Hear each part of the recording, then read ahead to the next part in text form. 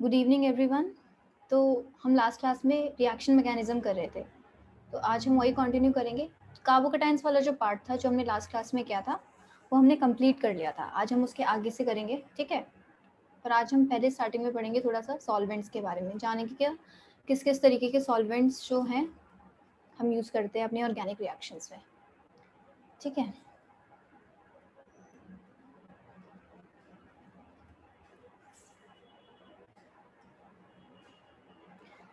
तो सॉल्वेंट्स जो हैं वो दो तरीके के हो सकते हैं ब्रॉडली। एक तो होंगे non polar,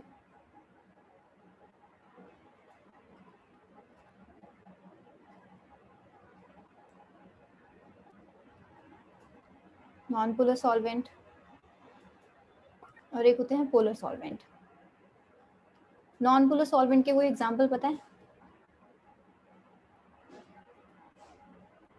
acetone. Speak loudly, जिसने भी बोला। I don't know. Acetone. Acid, acetone. Acetone नहीं, एसीटोन तो पोलर है। डायपोल मूवमेंट होती ही नहीं होती एसीटोन में। Acetone is this. इस सी डबल बॉन्ड सी में कोई डायपोल मूवमेंट है ना, तो नॉन पोलर कैसे हो गया? नॉन पोलर जिसकी डायपोल मूवमेंट जीरो। बेंजीन हो सकता है नॉन पोलर, एकदम Yes, ma'am. सिमेट्रिक कंपाउंड, ठीक है, बेंजीन है। साइक्लोहेक्सेन हो सकता है, ठीक है। CCl4 भी हो सकता है। CCl4 is also non polar, ठीक है। पोलर की बात करें, पोलर भी दो तरीके के होंगे, एक पोलर प्रोटिक सॉल्वेंट और एक पोलर ए प्रोटिक सॉल्वेंट। प्रोटिक सॉल्वेंट का मतलब क्या है? जो H+ दे सके, पोलर ए प्रोटिक, ठीक है। तो इसको हम जैसे बोल देते हैं सॉल्वेंट है तो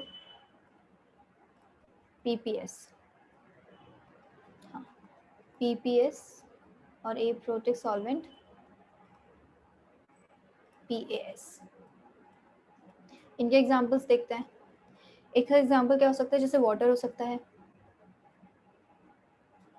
और क्या हो सकता है?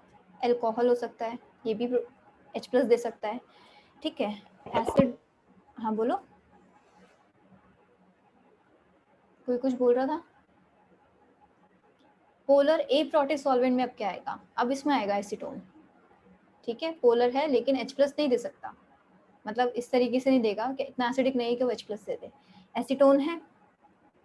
एक होता है CH3OCH3, इसका नाम क्या होगा?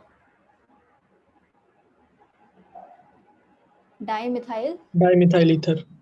DME बोलते हैं इसे शॉर्ट फॉर्म में। लिखा हुआ दिख जाता है DME काफी जगह पे शॉर्ट फॉर्म में, एक्चुअली में, ठीक है। मेरी खुद की शॉर्ट फॉर्म नहीं है, एक्चुअली में DME दिखता है इसके लिए। एक होता है हमारा, देखो, डाईमिथाइल S डबल बॉन्ड, एक सेकेंड, CH3 ये है। इसका नाम क्या होता है? डाईमिथाइल सल्फॉक्साइड होता है। S double bond O group है तो उसको हम सल्फॉक्साइड बोलते हैं, डाईमिथाइल सल्फॉक्साइड। और इसकी भी एक शॉर्ट फॉर्म होती है DMSO बोलते हैं इसे शॉर्ट में। एक होता है डाईमिथाइल फॉर्मामाइड N, ये है डाईमिथाइल फॉर्मामाइड। देखो नाम क्या है इसका, डाईमिथाइल।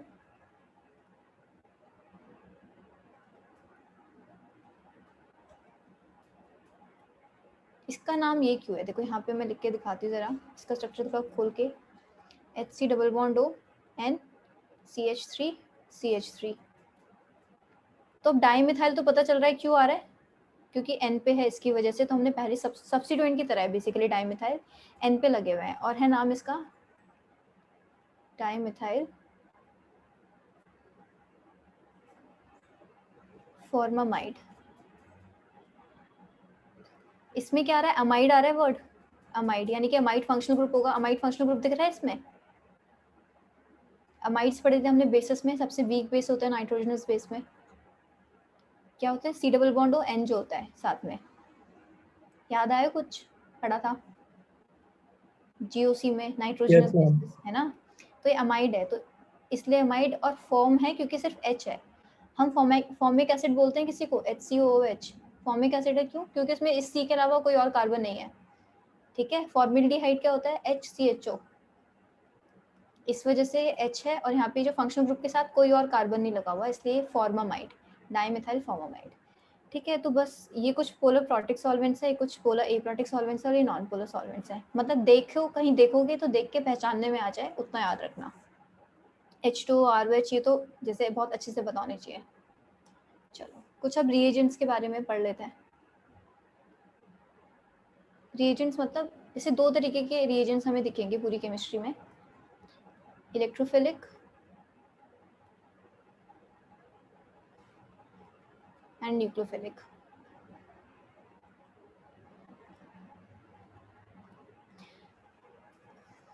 यहाँ पे एक सेकेंड,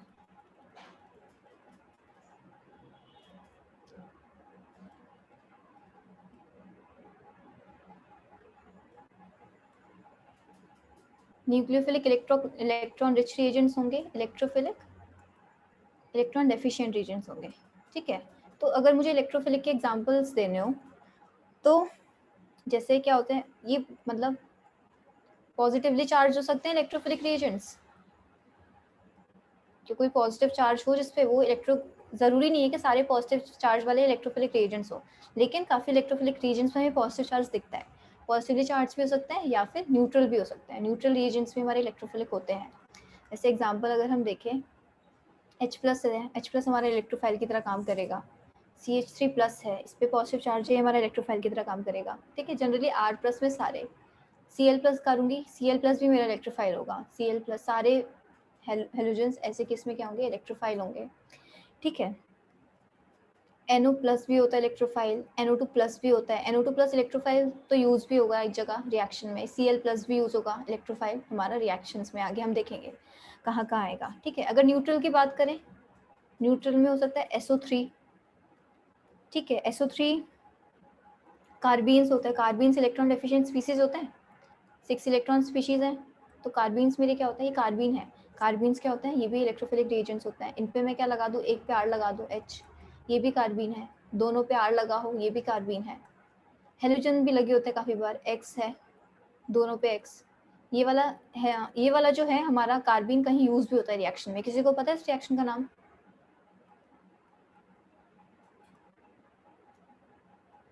रीमर टीमर रिएक्शन पढ़ी किसी ने? Yes ma'am. उसमें हमारा मैकेनिज्म में ये वाला कार्बीन बनता है, ठीक है, रीमर टीमैन रिएक्शन, तो उसमें हम देखेंगे ये। बाकी न्यूट्रल में और भी आते हैं। AlCl3 पढ़ा है? किस रिएक्शन में आता है AlCl3? एडलक्राफ्ट में आता है। तो एल्काइलेशन। BF3, BCl3, ये सारे क्या हैं? इलेक्ट्रोफिलिक रिएजेंट्स हैं, ठीक है। ZnCl2, ये सब हमारे इलेक्ट्रोफिलिक रिएजेंट्स और हमें काफ़ी जगह पे देखने को मिल जाता है।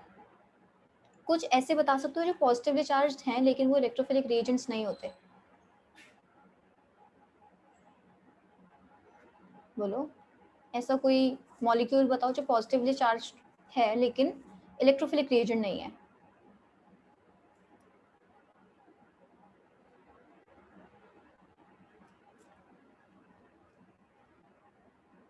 H3O+, इसमें कोई इलेक्ट्रॉन डेफिशिएंट है?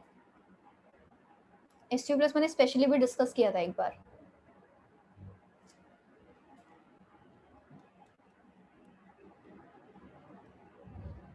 एक लोन पेयर बचा है इस पर, एक पॉजिटिव चार्ज।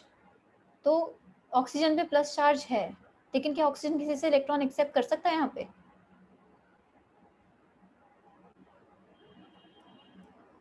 बोलो हाँ या ना कुछ। No ma'am. नहीं कर सकता ना, क्यों? क्योंकि इसका ऑक्टेट पूरा है यहाँ पे, ऑल्दो यहाँ पे H+ है लेकिन इसका ऑक्टेट पूरा है, तो ये हमारा इलेक्ट्रोफाइल नहीं है। इसके जैसा कोई और मॉलिक्यूल?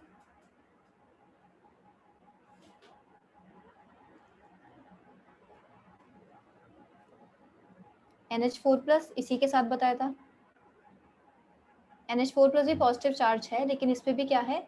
इसके भी इलेक्ट्रॉन्स पूरे हैं, ऑक्टेट पूरा है नाइट्रोजन का यहाँ पे। ऑल्दो नाइट्रोजन भी पॉजिटिव चार्ज है लेकिन नाइट्रोजन का ऑक्टेट पूरा है, इस वजह से ये भी क्या है? इलेक्ट्रोफिलिक रिएजेंट नहीं है, ठीक है। थोड़ा न्यूक्लियोफाइल्स का देख लेते हैं। न्यूक्लियोफाइल्स क्या होंगे? नेगेटिवली चार्ज हो सकते हैं और ये न्यूट्रल भी हो सकते हैं, ये भी न्यूट्रल हो सकते हैं, ठीक है। ऐसा कुछ नहीं है कि न्यूक्लियोफिलिक के लिए नेगेटिवली चार्ज होना ज़रूरी है। इलेक्ट्रॉन रिच होते हैं, ये सब हम देख चुके हैं पहले कि इलेक्ट्रॉन रिच होता है, ये सारी चीज़ें पता है, हम थोड़ा एग्जांपल्स पे ही ध्यान देंगे बस, ठीक है। तो हमने न्यूक्लियोफाइल और बेसिस के बीच का डिफरेंस भी देखा था। क्या था न्यूक्लियोफाइल और बेस का डिफरेंस? मैंने बताया था फर्स्ट क्लास में, आई गेस। बेस हाइड्रोजन पे अटैक करते हैं, न्यूक्लियोफाइल कार्बन पे। हाँ, न्यूक्लियोफाइल कार्बन पे अटैक करता है एंड बेस H+ पे अटैक करेगा, ठीक है। तो न्यूक्लियोफाइल को कैसे सेंटर चाहिए? कार्बन का सेंटर चाहिए। न्यूक्लियो और बेस को कैसे चाहिए? H+ सेंटर चाहिए, ठीक है। तो जो CC बॉन्ड बना दे अटैक करने के बाद वो न्यूक्लियोफाइल, जो सी कोई H के साथ बॉन्ड बन जाए तो वो बेस। तो फिर न्यूक्लियोफिलिसिटी, अब मैं कंपेयर करूँ किसी की न्यूक्लियोफिलिसिटी, चलो नेक्स्ट से करते हैं हम। काफ़ी चीज़ें जो हम न्यूक्लियोफिलिसिटी में हम कंपेयर करेंगे अब थोड़ा डिटेल में जाके। अगर मैं OH- और H2O की बात करूँ तो अच्छा न्यूक्लियोफाइल कौन होगा? ये होगा Ma'am, OH। OH-। Electron density increase होती है तो न्यूक्लियोफिलिसिटी भी इंक्रीज होती है, ठीक है। जनरली कुछ जनरल चीज़ें पढ़ेंगे, उनके एक्सेप्शंस भी मिल सकते हैं कुछ जगह पे, तो जहाँ जहाँ एक्सेप्शंस मिल सकते हैं वो बताएंगे। इलेक्ट्रॉन डेंसिटी इंक्रीज होगी तो न्यूक्लियोफिलिसिटी एक तरीके से स्पीड ऑफ अटैक कह सकते हो इसको। तो जो सबसे फास्ट अटैक करेगा वो सबसे अच्छा न्यूक्लियोफाइल, तो उसकी न्यूक्लियोफिलिसिटी भी बढ़ेगी, ठीक है। इलेक्ट्रॉन डेंसिटी बढ़ेगी तो न्यूक्लियोफिलिसिटी भी। तो अगर मैं एक नेगेटिवली चार्ज मॉलिक्यूल और एक न्यूट्रल मॉलिक्यूल की इलेक्ट्रॉन डेंसिटी कंपेयर करूँ तो नेगेटिवली चार्ज की क्या होगी? ज़्यादा होगी। सिमिलरली SH- H2S से ज़्यादा होगा, NH2- किससे ज़्यादा होगा? अमोनिया से, न्यूक्लियोफिलिक, ठीक है। तो ये क्या है? न्यूक्लियोफिलिसिटी का ऑर्डर। ये जनरल अभी हमारे आगे रिएक्शंस में काम आएंगी चीज़ें, कुछ बेसिक चीज़ें, ठीक है। तो अगर हम एक देखें, इफ़ इलेक्ट्रोनेगेटिविटी का रोल देखें, अगर इलेक्ट्रोनेगेटिविटी इंक्रीज होगी तो न्यूक्लियोफिलिसिटी क्या होना चाहिए? इंक्रीज। क्या? इंक्रीज। हाँ, डिक्रीज होगी। ये किसके लिए? पीरियड के लिए, left to right in a period. For example CH3 negative, NH2 negative, OH negative and F negative. सबसे इजीली इलेक्ट्रॉन कौन देगा इन सब में से? F negative. F नेगेटिव सबसे ज़्यादा इजीली इलेक्ट्रॉन देगा। F तो सबसे ज़्यादा क्या होता है? इलेक्ट्रोनेगेटिव है तो नेगेटिव बट चार्ज। इसमें हाँ? रिपल्शन नहीं होगा इलेक्ट्रॉन। नहीं, रिपल्शन वाली चीज़ नहीं, अभी बस इलेक्ट्रोनेगेटिविटी देखो। रिपल्शन यहाँ पे काम नहीं आती, ये तो F नेगेटिव है। रिपल्शन हम कहीं किसी और जगह पे देखते हैं F की, जब हम FF बॉन्ड की कैलकुलेशन कर रहे होते हैं कि FF बॉन्ड इजीली क्यों टूटता है, वो चीज़ अलग चीज़ है। ये भी ma'am, इनऑर्गेनिक है। यहाँ पे देखो इलेक्ट्रोनेगेटिविटी अगर मैं बात करूँ कार्बन की सबसे ज़्यादा कम होती है, ठीक है। तो नेगेटिव चार्ज सबसे ज़्यादा अनस्टेबल किसके ऊपर होता है? ज़्यादा इलेक्ट्रोनेगेटिव एटम के ऊपर। ज़्यादा इलेक्ट्रोनेगेटिव के एटम के ऊपर नेगेटिव चार्ज ज़्यादा स्टेबल होगा, तो जो सबसे ज़्यादा स्टेबल है वो सबसे कम रिएक्टिव होगा। ये चीज़ तो मानते हो? जो सबसे ज़्यादा स्टेबल है वो यस सबसे मैम। ज़्यादा कम रिएक्टिव होगा। तो सबसे ज़्यादा अनस्टेबल कौन सा आयन है अभी इस वक्त जो दिख रहा है हमें? ये वाला। तो जैसे जैसे मैं इस साइड जा रही हूँ वैसे वैसे क्या हो रहा है? Instability of an anion increase हो रही है, क्योंकि कार्बन के पास, कार्बन की अच्छी खासी इलेक्ट्रोनेगेटिविटी है नहीं, उसको इलेक्ट्रॉन्स कोई चाहिए भी नहीं ऐसे इस तरीके से, लेकिन उसको हमने इलेक्ट्रॉन्स दिए हुए हैं, तो सबसे ज़्यादा इलेक्ट्रोनेगेटिव तो वो है। तो इस वजह से ये इलेक्ट्रॉन सबसे फास्ट देना चाहेगा, तो जो इलेक्ट्रॉन सबसे अच्छी तरीके से देने जाएगा उसकी न्यूक्लियोफिलिसिटी भी क्या होगी? हाई होगी। तो इस डायरेक्शन में क्या होगी? न्यूक्लियोफिलिसिटी इंक्रीज होगी। ये रीज़न समझ आया इसका? ये तो आयंस बहुत कॉमन है जब हम कंपेयर करते हैं, तो इसका तो रीज़न पता होना चाहिए, और हमने काफ़ी जगह देख भी ली ये चीज़, बहुत सारी जगह पे आई है, बेसिस में देख लिया, वैसे देख लिया, ठीक है। किसी को डाउट तो नहीं इस चीज़ में? Kushu, I don't know what are you saying. Please speak louder. no, ma'am, there is no doubt. ये ठीक है। साइज के अकॉर्डिंग, तो इफ साइज इंक्रीजेस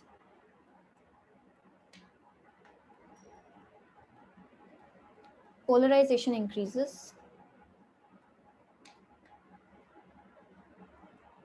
और न्यूक्लियोफिलिसिटी increases. पोलराइजेशन क्या है? पोलराइजेशन वर्ड पे सुना है पहले एनायंस के लिए स्पेसिफिकली? Yes ma'am. तो क्या होता है पोलराइजेशन में?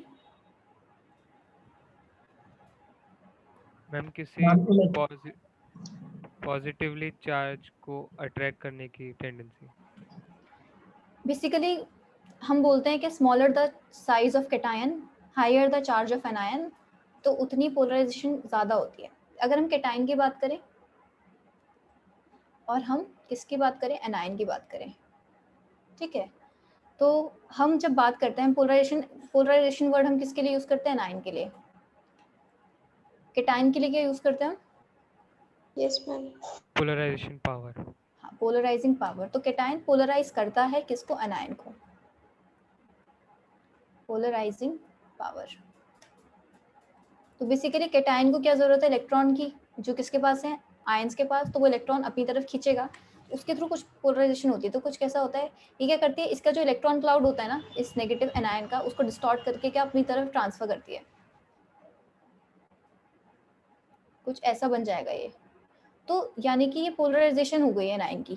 तो एनायन जिसकी पोलराइजेशन क्या होगी, ज़्यादा होगी, यानी कि उसका अपना इलेक्ट्रॉन क्या हो गया, यहाँ से क्या बन गया, इलेक्ट्रॉन क्लाउड डिस्टॉर्ट हो गया इसका। तो यानी कि जिसको अपना इलेक्ट्रॉन क्लाउड डिस्टॉर्ट करने की जो टेंडेंसी होगी वो ज़्यादा होगी, वो उतनी इजीली इलेक्ट्रॉन दे देगा।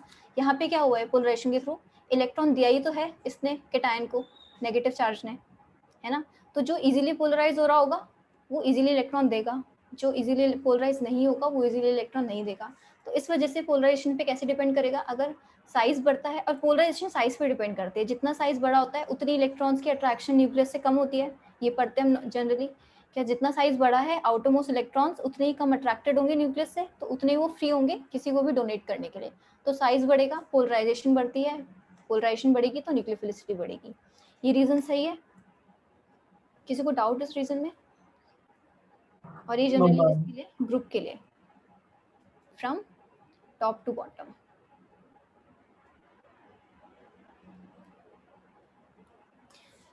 ठीक है, तो हम क्या बोल सकते हैं, I माइनस अच्छा न्यूक्लियोफाइल है, Br माइनस से, देन Cl माइनस से, देन F माइनस से। ठीक है, न्यूक्लियोफिलिसिटी का। चलो कुछ एक और जनरल चीज़ें लिखो। अगर in case of same donor atoms, in case of अगर सेम डोनर एटम्स हो पर मॉलिक्यूल डिफरेंट हो, in case of same donor atoms generally क्या होता है, जो बेसिसिटी होती है वो न्यूक्लियोफिलिसिटी के इक्वल होती है। मतलब काफ़ी जगह तुम्हें ऐसा दिखेगा कि बेसिसिटी रिवर्स हो जाती है न्यूक्लियोफिलिसिटी के। अगर न्यूक्लियोफिलिसिटी इंक्रीज होती है तो बेसिसिटी डिक्रीज होती है। लेकिन कुछ जब सेम डोनर एटम्स की बात करते हैं हम, तो बेसिसिटी क्या होगी, बेसिसिटी और न्यूक्लियोफिलिसिटी ऑलमोस्ट सेम तरीके से उनका ट्रेंड चलेगा। फॉर एग्जाम्पल जैसे मैं बात करूँ OH minus, RO minus, PHO minus, RC double bond O minus and RS double bond O minus. तो अनायन की स्टेबिलिटी इस साइड पे क्या हो रही है, इंक्रीज हो रही है। अनायन की स्टेबिलिटी इंक्रीज होती है तो बेसिसिटी हमारी डिक्रीज होती है, क्योंकि अनायन स्टेबल है तो वो इलेक्ट्रॉन नहीं देना चाहेगा। यहाँ पे तो वही रीजन लग रहा है, बेसिसिटी क्या हो रही है, डिक्रीज हो रही है। जिस तरह से हम इस तरफ आ रहे हैं, और यहाँ पे न्यूक्लियोफिलिसिटी भी सेम क्या हो रही है, डिक्रीज हो रही है। ये ऑर्डर है, थोड़ा याद रख लेना, ठीक है। ये वाला ज़्यादा स्टेबल क्यों है, ये वाला ज़्यादा, यहाँ पे इक्विवेलेंट आरएस बनते हैं, यहाँ पे भी इक्विवेलेंट आरएस बनते हैं, यहाँ पे नॉर्मल रेजोनेंस है, यहाँ पे आर की वजह से क्या है, थोड़ा ज़्यादा डोनर एटम है, और यहाँ पे OH नॉर्मल। तो ऐसे जा रहे हैं हम, तो क्या हो रहा है, मतलब बस यही है कि जैसे जैसे बेसिसिटी इंक्रीज होगी, डिक्रीज होगी, वैसे वैसे क्या होगी, न्यूक्लियोफिलिसिटी भी डिक्रीज होगी इस केस में। लेकिन इस चीज़ की क्या एक्सेप्शन है, और जो इस एक्सेप्शन में पढ़ेंगे एक्चुअली में वही ज़्यादा इंपॉर्टेंट है। वो जनरली ऑर्गेनिक की रिएक्शंस में तुम्हें देखने को मिलेगी चीज़, क्या है, CH3 CH3 CH3, इस पे O माइनस लगा है, और कहाँ लगा है, CH3 CH2 O नेगेटिव, यहाँ पे लगा है। ठीक है, ये कौन सा ग्रुप है, टर्शियरी ब्यूटाइल ग्रुप। तो काफ़ी जगह ऐसे लिखा हुआ दिख जाएगा, और इसको क्या लिखा हुआ मिल जाएगा, ETO माइनस, ऐसे भी मिल जाएगा। ठीक है, तो यहाँ पे किसकी न्यूक्लियोफिलिसिटी ज़्यादा होती है, इसकी। यहाँ पे ये क्या है, ये न्यूक्लियोफिलिसिटी का ऑर्डर है, ऑल दो सेम डोनर एटम है। ठीक है, तो यहाँ पे क्या है, न्यूक्लियोफिलिसिटी इसकी ज़्यादा है एज कम्पेयर टू दिस। क्यों, ये कैसा है, ये बल्कि है, बल्कि ग्रुप। न्यूक्लियोफाइल को क्या करना है, कार्बन के साथ जाके बॉन्ड बनाना है, तो वो जितना छोटा होगा उसका उसके लिए उतना इजी होगा मॉलिक्यूल के अंदर जाने के लिए। मान लो बल्कि ग्रुप है, वो क्या है बस एक्सटीरियर पे ही रह जाएगा मॉलिक्यूल के। अगर मान लो कहीं अंदर वाले कार्बन पे कहीं कुछ कार्बोकेटाइन वगैरह हो जिस पे जाके लगना हो, तो उसको ये जगह ही नहीं मिलेगी जाने के लिए। तो इस वजह से न्यूक्लियोफाइल उतना अच्छा नहीं है, लेकिन ये बेस काफी अच्छा है। ये बेस अच्छा है, ये क्या है न्यूक्लियोफाइल अच्छा है। अगर मुझे बेसिसिटी का ऑर्डर रखना हो, काफी जगह में बेस यूज करने पड़ जाते हैं ऐसे ही वाले ऑर्गेनिक की रिएक्शंस में, तो मैं बेस अगर मुझे चाहिए होगा तो मैं ये वाला यूज करूंगी। लेकिन अगर मुझे क्या चाहिए होगा, अगर मुझे न्यूक्लियोफाइल का काम कराना होगा तो मैं ये वाला यूज करूंगी। ठीक है, इससे भी अच्छा न्यूक्लियोफाइल कौन सा होगा, CH3O-, वो इससे भी अच्छा न्यूक्लियोफाइल होगा ETO-। सिमिलरली ये न्यूक्लियोफिलिसिटी का ऑर्डर इसके लिए, और बेसिसिटी का ऑर्डर क्या हो जाएगा, बेसिसिटी का ऑर्डर इसके कंपैरिजन में बेस कौन सा ज्यादा अच्छा होगा, ETO-। यहाँ पे भी वही साइज वाला, क्योंकि CH3O- के कंपैरिजन में ये ETO- बड़ा है, तो इस वजह से जितना छोटा साइज उतना अच्छा क्या है न्यूक्लियोफाइल इनके केस में, जब ये ऐसे वाले ग्रुप्स आ जाते हैं। इथॉक्साइड, एल्कोक्साइड आयंस, बेसिकली ये सब है एल्कोक्साइड के लिए। एल्कोक्साइड क्या होते हैं, कोई भी हमारा एल्कोहल है, ये जब H+ दे देगा -H+, तो ये जो RO- बनेगा ये एल्कोक्साइड होता है। तो ये जितने भी एग्जाम्पल मैंने इस पेज पे लिखे हैं, ये सब क्या, ये एल्कोक्साइड आयंस ही हैं। तो एल्कोक्साइड आयंस के केस में अगर साइज बढ़ेगा तो न्यूक्लियोफिलिसिटी क्या होगी, डिक्रीज होगी, लेकिन बेसिसिटी इंक्रीज होगी। तो एक्सेप्शन यही थी, हमने पीछे क्या देखा, क्या बेसिसिटी और न्यूक्लियोफिलिसिटी साथ में डिक्रीज हो रही थी। लेकिन इन केसेस में क्या होता है, एल्कोक्साइड आयंस के केस में ऐसे वाले मतलब इसमें क्या होगा, न्यूक्लियोफिलिसिटी इंक्रीज होगी तो बेसिसिटी डिक्रीज हो रही होगी। ठीक है ये चीज,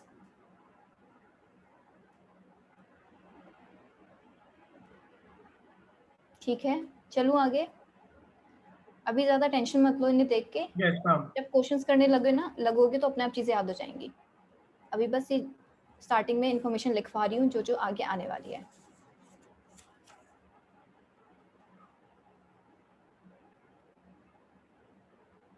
ये है, ये भी वही एक्सेप्शन का पार्ट ही है, ठीक है। N, तो यहाँ पे अगर मैं बेस की बात करूँ तो ये ज़्यादा अच्छा होगा क्योंकि इलेक्ट्रॉन डेंसिटी ज़्यादा है इस पर। लेकिन न्यूक्लियोफाइल की बात करूँ तो अपने स्मॉल साइज की वजह से पिरिडीन ज़्यादा अच्छा न्यूक्लियोफाइल है। ठीक है, बस यहाँ पे भी वही क्या है, बड़े वाले साइज का है, क्या ये बल्कि ग्रुप है, ऑप्शन रीजन।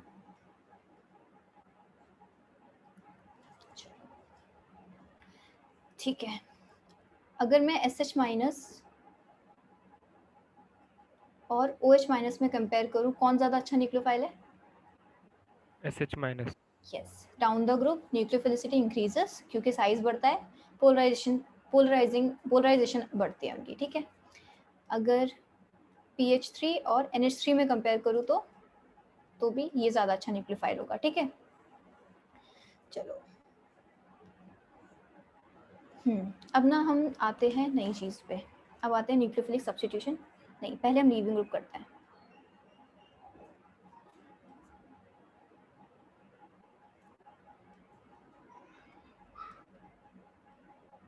लीविंग ग्रुप्स से क्या मतलब पता चल रहा है, क्या होते हैं लीविंग ग्रुप्स, जो रिएक्शन के बाद लीव कर देते हैं रिएक्शन के कंपाउंड बाद को। नहीं, रिएक्शन के अंदर ही, जैसे Reaction के reaction होती है। during. ठीक है, बॉन्ड्स ब्रेक होते हैं, तो बॉन्ड्स ब्रेक होते हैं तो हो सकता है कुछ एटम्स हो या कोई पूरा एक मॉलिक्यूल टाइप कुछ लीव कर जाए। ठीक है, तो उनको हम लीविंग ग्रुप बोलेंगे। आगे हम रिएक्शन मैकेनिज्म देखेंगे कि क्या क्या लीव करता है, बाकी अभी थोड़ा देख लेते हैं। तो इसमें क्या ऑर्डर फॉलो करते हैं, वीकर बेस, वीक बेस है तो वो क्या होगा, गुड लीविंग ग्रुप होगा।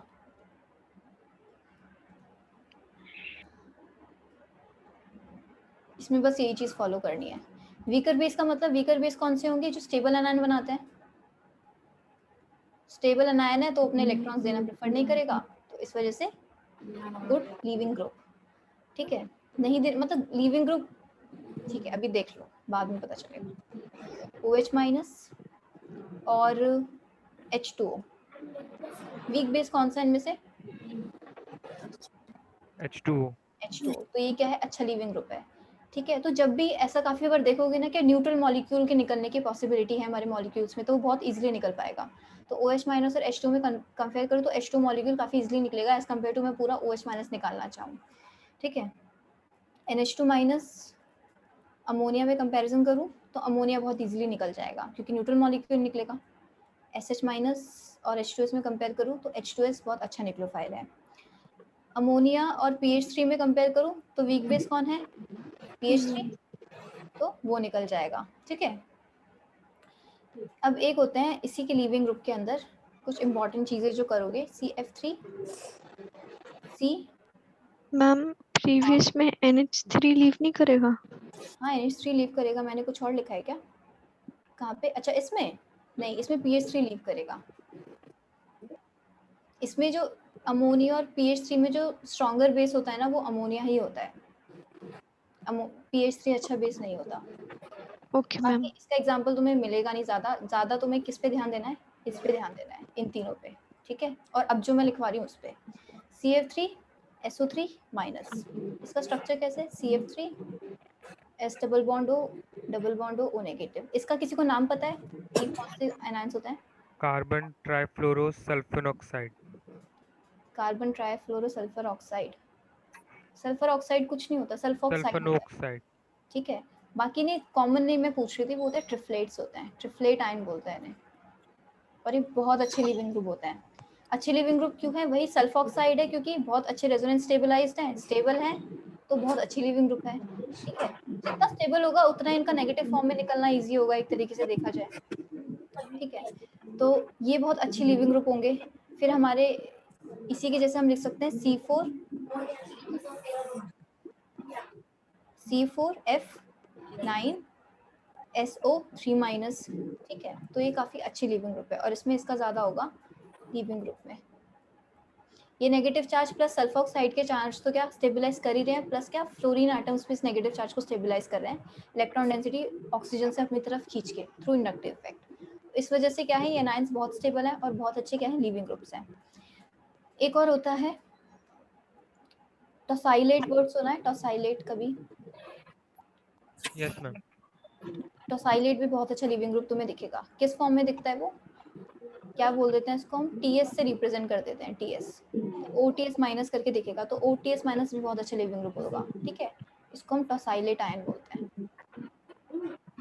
तो बेसिकली जहाँ भी तुम्हें ये ग्रुप्स दिखे ना, समझ जाना क्या लिविंग ग्रुप ही है ये, वहाँ पे लिविंग ग्रुप जैसे ही काम कर रहे हैं, निकल रहे होंगे मॉलिक्यूल्स में से।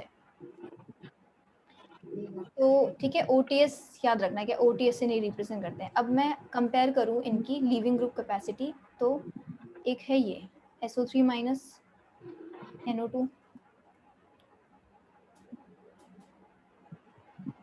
SO3 minus Br।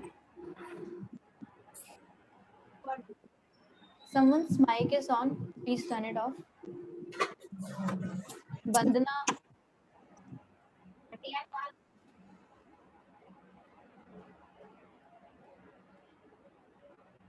CH3।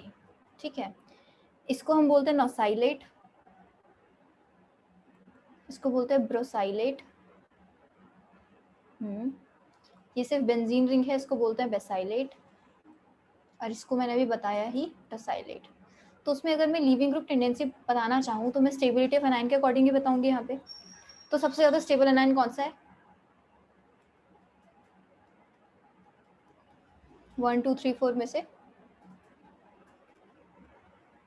4। Fourth सबसे ज़्यादा स्टेबल एनायन है। किसने दिया ये आंसर? नाम बताओ। मैम आयुष। क्रिश या आयुष, दोनों में से किसने आयुष। दिया? आयुष। आयुष, तुम्हें ये वाली एनायन की स्टेबिलिटी वाली चीज़ समझ नहीं आ रही क्या? क्योंकि जब भी ये क्वेश्चन आता है तुम हमेशा उल्टा आंसर दे रहे होते हो, उसमें कोई दिक्कत हो रही है तुम्हें? क्या नेगेटिव चार्ज को कोई कैसे स्टेबलाइज करेगा? हाँ, नोसाइलेट सबसे ज़्यादा स्टेबल होगा, लेकिन मैं आयुष की यहाँ पे दिक्कत, क्योंकि वो शायद तीसरी चौथी बार है कि उसने ये वाला इस तरीके का आंसर दिया है। तो आयुष इसमें कंफ्यूजन क्या है? देखो ये नेगेटिव चार्ज है, किसी के पास ज़्यादा इलेक्ट्रॉन्स हैं, ठीक है, एक्सेस ऑफ इलेक्ट्रॉन्स हैं, जिससे उसे चाहिए। नेगेटिव चार्ज का मतलब ये ज़्यादा इलेक्ट्रॉन्स हैं। अगर उसको तो हम स्टेबल कैसे करेंगे? उसको थोड़ा न्यूट्रल की तरफ ले जाके, न्यूट्रल की तरफ हम कैसे ले जाएंगे? नेगेटिव आयन है तो उसको न्यूट्रल की तरफ कैसे ले जाएंगे? इलेक्ट्रॉन्स उससे लेके। पॉजिटिव चार्ज है तो उसको न्यूट्रल की तरफ कैसे लेके जाएंगे? उसको इलेक्ट्रॉन्स देके। ये चीज़ क्लियर है? Yes ma'am. ठीक है, तो इसमें देखो देखो ऊपर वाले ग्रुप्स तो सारे सेम है, सल्फॉक्साइड ग्रुप्स हैं। कंपैरिजन किस बेसिस पे कर रहे हैं? NO2 ब्रोमीन ये तो नॉर्मल बेंजीन है, इस पे कोई ग्रुप नहीं है और ये CH3 है, तो उसमें सबसे ज्यादा अब क्योंकि एनायंस है तो उसको कौन से वाले जो ग्रुप से स्टेबलाइज करेंगे, इलेक्ट्रॉन खींचने वाले या इलेक्ट्रॉन देने वाले? खींचने वाले खींचने वाले, तो सबसे ज्यादा खींचने वाला कौन है? NO2 NO2, तो 1 ज्यादा स्टेबल होगा देन 2, क्योंकि उससे कम थोड़ा ब्रोमाइन है, माइनस आई इफेक्ट लगाएगा यहाँ पे। बेंजीन पे कोई नहीं है और CH3 क्या है, प्लस हाइपोकॉन्जुगेशन से देता है, ठीक है। और बाकी हाइपोकॉन्जुगेशन तो है, लेकिन यहाँ पे हाइपोकॉन्जुगेशन मैटर नहीं कर रही होगी, यहाँ पे बस प्लस आई ही हम देख रहे होंगे यहाँ पे, क्योंकि रेजोनेंस हाइपोकॉन्जुगेशन इस ग्रुप के साथ नहीं कर पाएगा ये, ठीक है। बाकी हाइपोकॉन्जुगेशन से देता है, प्लस आई से देता है, बाकी सब ठीक है। सबसे कम यही होगा, क्योंकि ये तो एक तरीके से इलेक्ट्रॉन दे ही रहा है और ये क्या है, इलेक्ट्रॉन ले रहे हैं इससे उल्टा वापस। तो ये चीज क्लियर हो रही है आयुष? Yes ma'am. ठीक है, बाकी सारे एग्जाम्पल्स ऐसे जितने भी है ना, एक बार फिर से करके देखना, क्योंकि मुझे लगता है तुम्हारे थोड़े उल्टे हो रखे हैं वाले कंसेप्ट्स। फिर से एक बार करके देखना, इस वाली चीज में तुम हमेशा उल्टा बोलते हो। चलो यस मैम। तो ठीक है, इसमें हम काफ़ी बार ऐसा होता है कि हमें पुअर लिविंग ग्रुप्स मिलते हैं, मतलब कोई लिविंग ग्रुप अच्छा नहीं है हमारे मॉलिक्यूल में, लेकिन हमें एक किसी ग्रुप को निकालना है, तो हम उसको काफ़ी बार क्या करते हैं, अच्छा लिविंग ग्रुप बनाते हैं। कैसे, वो देखते हैं आगे। लिख लो some poor living group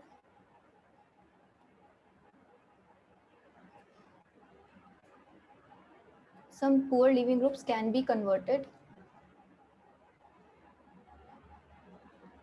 to good living group।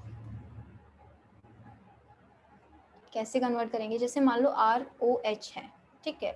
अब इसमें OH माइनस हमें OH दिख रहा है, अब अगर इसमें से लिविंग ग्रुप की तरह से निकालेंगे तो OH माइनस की तरह निकलना चाहिए, लेकिन OH माइनस हमारा अच्छा लिविंग ग्रुप नहीं है, तो हम क्या करते हैं, हम लोग H प्लस मतलब डाइल्यूट सोल्यूशन बनाते हैं। H एसिड का वाटर में हमने ये डाला, ठीक है। H प्लस कहीं से भी किसी एसिड में होगा, जैसे हमने मान लो H2SO4 प्लस H2 बना दिया, डाइल्यूट सोल्यूशन ऑफ दिस, तो उसको हम ऐसे लिख सकते हैं सिंपली, क्योंकि H2SO4 से क्या रहा होगा, H प्लस आयंस आ रहे होंगे और प्लस वाटर है, ठीक है। तो अब क्या होगा, क्योंकि H प्लस आयंस है तो O के लोन पेयर्स इस H प्लस पे अटैक कर सकते हैं, O के पास इलेक्ट्रॉन्स हैं, H प्लस को इलेक्ट्रॉन्स चाहिए तो वो अटैक करेगा, तो क्या बनेगा, कुछ ऐसा बनेगा। प्लस अब ये वाला मॉलिक्यूल पूरा ऐसे निकल गया तो क्या होगा, पूरा वाटर मॉलिक्यूल निकलेगा, जो क्या है अच्छा लिविंग ग्रुप है, तो उस केस में हमारा क्या बन जाएगा, R प्लस प्लस H2O, ये क्या होगा, लिविंग ग्रुप, ठीक है। निकल गया, हमारा कार्बोकेटाइन बन गया, ठीक है। तो ऐसे भी हम काफ़ी बार करते हैं। ROH है, हम और भी चीज़ों से कैसे करते हैं, हम डालते हैं TSCl। TS क्या है, अभी पढ़ा था, TS टोसाइलेट। टोसाइलेट, तो ये टोसाइल क्लोराइड है बेसिकली, टोसाइल क्लोराइड बोलेंगे इसे। कैसा दिख रहा होगा ये, CH3 S double bond O और Cl, ये कुछ ऐसा दिख रहा होगा, ठीक है। TS, ठीक है। अब क्या होगा यहाँ पे, हाँ तो अब क्या होगा, देखो यहाँ से क्या निकल जाएगा, इसका H और इसका Cl निकल जाएगा, तो ROTS बन जाएगा अब, ठीक है। इसका H और इसका Cl निकलेगा तो प्लस HCl यहाँ पे निकल जाएगा साइड में, साइड प्रोडक्ट टाइप। हमें मेन क्या मिल जाएगा, RO, ये यहाँ से अगर मैंने इसमें H प्लस डाला तो क्या बनेगा, ये HCl डाला, तो जब ये सॉरी HCl नहीं,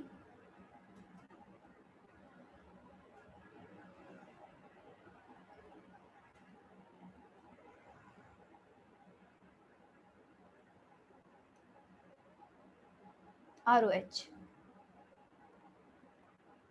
ठीक है। मैं मैकेनिज्म नहीं दिखा रही, इस पे बाद में आएंगे। बेसिकली अटैक करेगा इस पर, यहाँ से Cl निकलेगा जब, तो क्या होगा, ऐसा कुछ बनेगा, S double bond O, HCl निकल जाएगा और OR, इसको मैंने लिखा हुआ है ROTS, मतलब RO और ये TS ग्रुप, ठीक है। अब ये जब ये निकल जाएगा एज इट इज, तो इसे मैं क्या लिख सकती हूँ, R plus plus TSO negative, ये क्या है, अच्छा लिविंग ग्रुप है तो निकल जाएगा, ठीक है। बाद में ये चीज समझ आई क्या करा है मैंने यहाँ पे, ये रिएक्शन बस मैंने यहाँ पे थोड़ी ओपन करके लिखी है, टोसाइल क्लोराइड को, और क्या हो रहा है, ROH के साथ रिएक्ट करके H और ये Cl निकल जा रहा है और RO प्लस ये पूरा ग्रुप यहाँ पे बॉन्ड बना ले रहा है। अब ये पूरा क्या हो गया, ये वाला पूरा जो हो गया, ये अच्छा लिविंग ग्रुप बन गया है। क्या है ये ग्रुप, टोसाइलेट ग्रुप है, तो अब ये OTS फॉर्म में ऐसे निकल जाता है, ठीक है। आगे Yes, चलो बहुत बार आएगा। एक और बार हम देखते हैं एक चीज़ RNH2 और इसमें हम क्या डाल दें, HNO2 डाल दें, तो क्या बनता है यहाँ पे N2+। ये क्या होता है, एल्काइल डाइजोनियम आयन। इसको स्टेबलाइज करने के लिए एक एनायन भी होता है साइड में, तो सॉल्ट बोल देते हैं, लेकिन अभी मैं सिर्फ ये बता रही हूँ एल्काइल डाइजोनियम आयन। अब मैं यहाँ पे इस N2+ को निकालूंगी तो एक्चुअली में है क्या, ये निकलेगा तो क्या मिलेगा R+ N2। N2 क्या है, तो मोस्ट स्टेबल चीज़ है, ठीक है, तो ये तो बहुत अच्छी निकलती है, तो ये बहुत अच्छा लिविंग ग्रुप है, वेरी गुड लिविंग ग्रुप। तो जहाँ पे भी ऐसा कुछ होगा तो वहाँ पे तो N2+ निकल जाएगा आसानी से। चलो अब ठीक है, अब हम अपनी मेन मैकेनिज्म शुरू करते हैं जो न्यूक्लियोफिलिक सब्स्टिट्यूशन का होगा। ठीक है, हम पहले शुरू करेंगे SN1 से, फिर हम बाद में SN2 करेंगे। तो हेडिंग डालो सब, स्टार्टिंग में मैकेनिज्म की चीज़ स्टार्ट होने वाली है, न्यूक्लियोफिलिक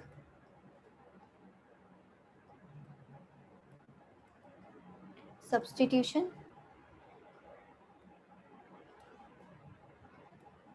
रिएक्शन।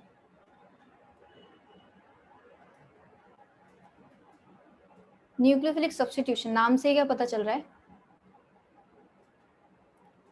एक तो न्यूक्लियोफाइल इन्वॉल्व है और एक क्या हो रही है, सब्स्टिट्यूशन हो रही है। सब्स्टिट्यूशन मतलब रिप्लेसमेंट हो रही है, या कोई चीज़ किसी को रिप्लेस कर रही है। न्यूक्लियोफिलिक सब्स्टिट्यूशन तो मतलब यानी कि न्यूक्लियोफाइल रिप्लेस कर रहा होगा किसी चीज़ को हमारे मॉलिक्यूल में। ठीक है, तो first is SN1 of RX। तो ये एक्चुअली में है क्या, यूनिमोलिकुलर। यूनिमोलिकुलर यानी कि सिंगल एक मॉलिक्यूल इन्वॉल्व होता है इसमें। यूनिमोलिकुलर, मॉलिकुलरिटी 1 है बेसिकली। मॉलिकुलरिटी पढ़ा होगा रेट ऑफ रिएक्शन काइनेटिक्स में। Unimolecular nucleophilic substitution reaction of first order.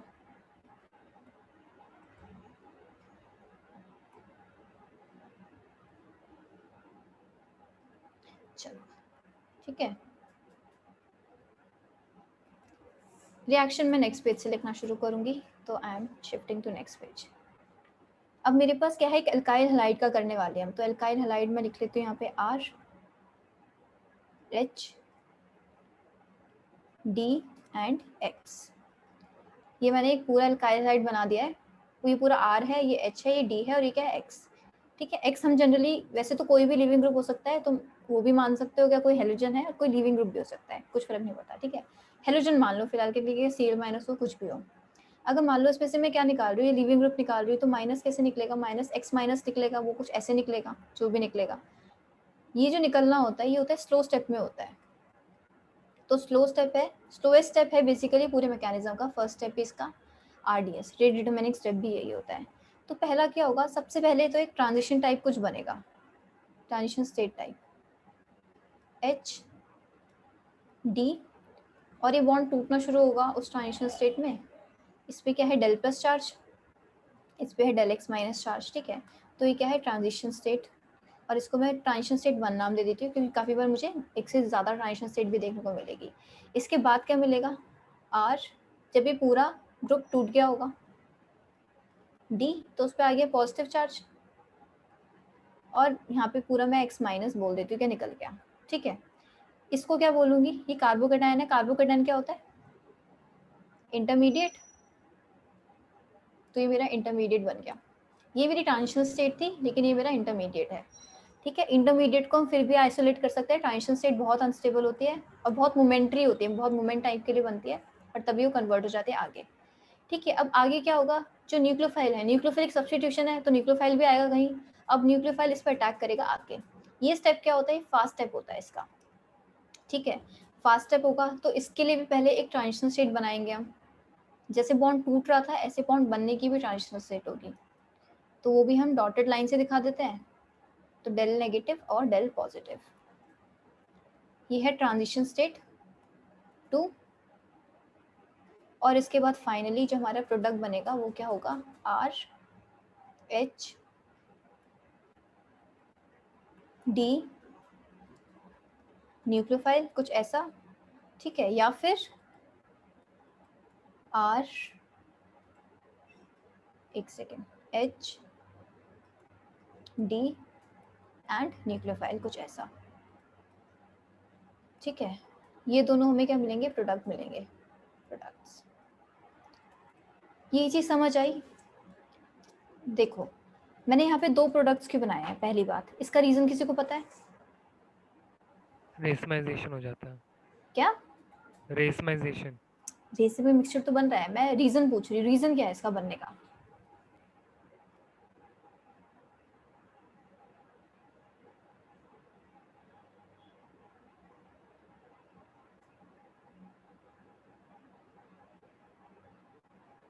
नहीं पता? अच्छा मैम देखो, जो कार्बन बनता है उसकी एनर्जी होती है ना, तो अटैक फिर आगे से या पीछे से कहीं भी हो सकता है। किसकी सिमेट्री होती है? हम जो कार्बोकेटाइन बनता है उसकी प्लेनर ज्योमेट्री होती है, इसलिए। हाँ गुड लक्षिता। देखो कार्बोकेटाइन है, sp2 है हमारा कार्बन, क्या है, ट्राइगोनल प्लेनर ज्योमेट्री, एक प्लेन में प्रेजेंट है, एक प्लेन में ऐसे प्रेजेंट है वो, ठीक है। अब जो मेरा इनकमिंग मॉलिक्यूल आएगा या तो यहाँ से अटैक करे या फिर वो यहाँ से अटैक करे, बात तो सेम है, ठीक है। तो वो 50% अटैक होता है, 50% अटैक एक साइड से होता है, 50% अटैक दूसरी साइड से होता है। तो हमारा फाइनल प्रोडक्ट जो बनता है वो क्या होता है, रेसिमिक मिक्सचर ही बनता है। अगर कब, जब मेरा कार्बन जो है वो कायरल है, मैंने कायरल से ही शुरू किया, ये कार्बन मेरा कायरल था, ठीक है, ऑल्दो ये कायरल था, लेकिन जो मेरे प्रोडक्ट बने वो कायरल नहीं रहे, क्योंकि रेसिमिक मिक्सचर कैसा होता है, ऑप्टिकली इनएक्टिव, ठीक है। ये तो बात हो गई। तो अभी जो मैंने मैकेनिज्म बनाया है इसमें किसी को डाउट? No, ma'am. तो SN1 में क्या चीज हो गई, क्या इसमें कार्बोकेटाइन बनता है SN1 रिएक्शन में, ठीक है, इतनी बार ठीक है। अभी कार्बोकेटाइन बना है तो यहाँ पे रीअरेंजमेंट की पॉसिबिलिटी भी होगी, है ना। तो जहाँ पे भी SN1 होगी हमें देखना है कि रीअरेंजमेंट हो रही है नहीं हो रही, रीअरेंजमेंट पॉसिबल, क्या क्या पॉसिबल है उसमें, एक्सपेंशन पॉसिबल है, कॉन्ट्रैक्शन पॉसिबल है, हाइड्राइड शिफ्ट पॉसिबल है, अल्काइल शिफ्ट, जितनी भी शिफ्ट्स पड़ी है वो सब पॉसिबल है। तो हमें कार्बोकेटाइन में देख के चलना है क्या ये सब पॉसिबल है या नहीं है, ठीक है। कुछ चीज़ें लिख लेते हैं इसके ऊपर। तो देखो, rate depends on the step in which the carbocation is formed, on the step in which the carbocation is formed, यही फर्स्ट स्टेप था,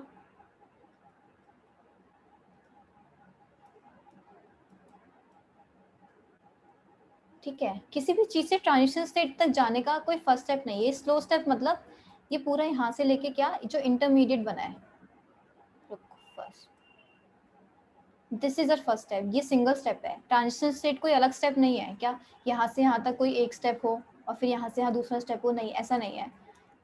पूरा वेट, पूरा कार्बोकेटाइन बनने तक, पूरा कार्बोकेटाइन बनने तक ये मेरा फर्स्ट स्टेप है, और दूसरा स्टेप मेरा पूरा यहाँ से अगर मैं कार्बोकेटाइन से शुरू करूँ और फाइनल जो प्रोडक्ट बनाऊँ वो मेरा दूसरा स्टेप है। तो फर्स्ट स्टेप जो कार्बोकेटाइन बनना है ये क्या है, ये रेडिटर्मिनिक स्टेप है, ये स्लोएस्ट स्टेप है। स्लोएस्ट स्टेप क्यों है, क्योंकि हम एक न्यूट्रल मॉलिक्यूल से क्या बना रहे हैं, एक unstable, carbocation is very unstable as compare to neutral molecule. तो इस वजह से क्या है, ये स्टेप काफी स्लो होगा, सबसे स्लो स्टेप होगा, तो रेट डिटर्मिनिंग स्टेप भी यही होगा। हमने केमिकल काइनेटिक्स में यही सीखा है कि जो स्लोएस्ट स्टेप होता है वही हमारा क्या होता है, रेट डिटर्मिनिंग स्टेप, जब भी हम मैकेनिज्म लिखते हैं, ठीक है। तो ठीक है, तो इसके बारे में कुछ और चीज लिखते हैं, की पॉइंट्स इसके।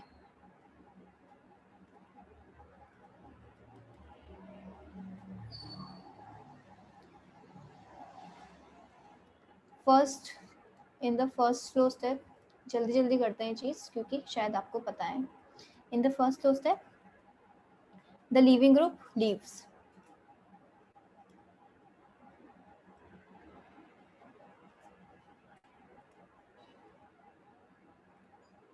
अब मुझे जरा इसमें देख के बताओ कि लीविंग ग्रुप क्या है।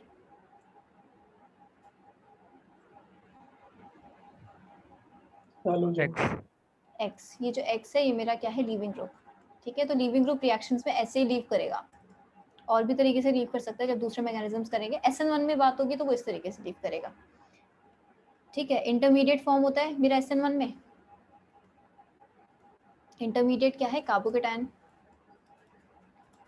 और वो रीअरेंज भी हो सकता है, इट में रीअरेंज, कार्बोकेटाइन है तो रीअरेंज होगा ही होगा ज़्यादा स्टेबल बनने के लिए अगर पॉसिबिलिटी है तो। In the second fast step,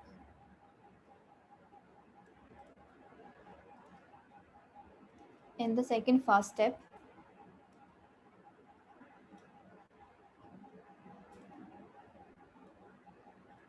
nucleophile attacks the carbocation from front and back both. वो फ्रंट साइड से भी अटैक करेगा और वो बैक साइड से भी अटैक करेगा. फ्रंट साइड हम किसको बोल देंगे? जहां से लीविंग ग्रुप निकला है उसी साइड पे अगर वापस आएगा तो उसे फ्रंट बोल देंगे. अगर उसके ऑपोजिट साइड से वापस आ रहा होगा तो उसको हम बैक साइड बोल देंगे. Both. Since the nucleophile is introduced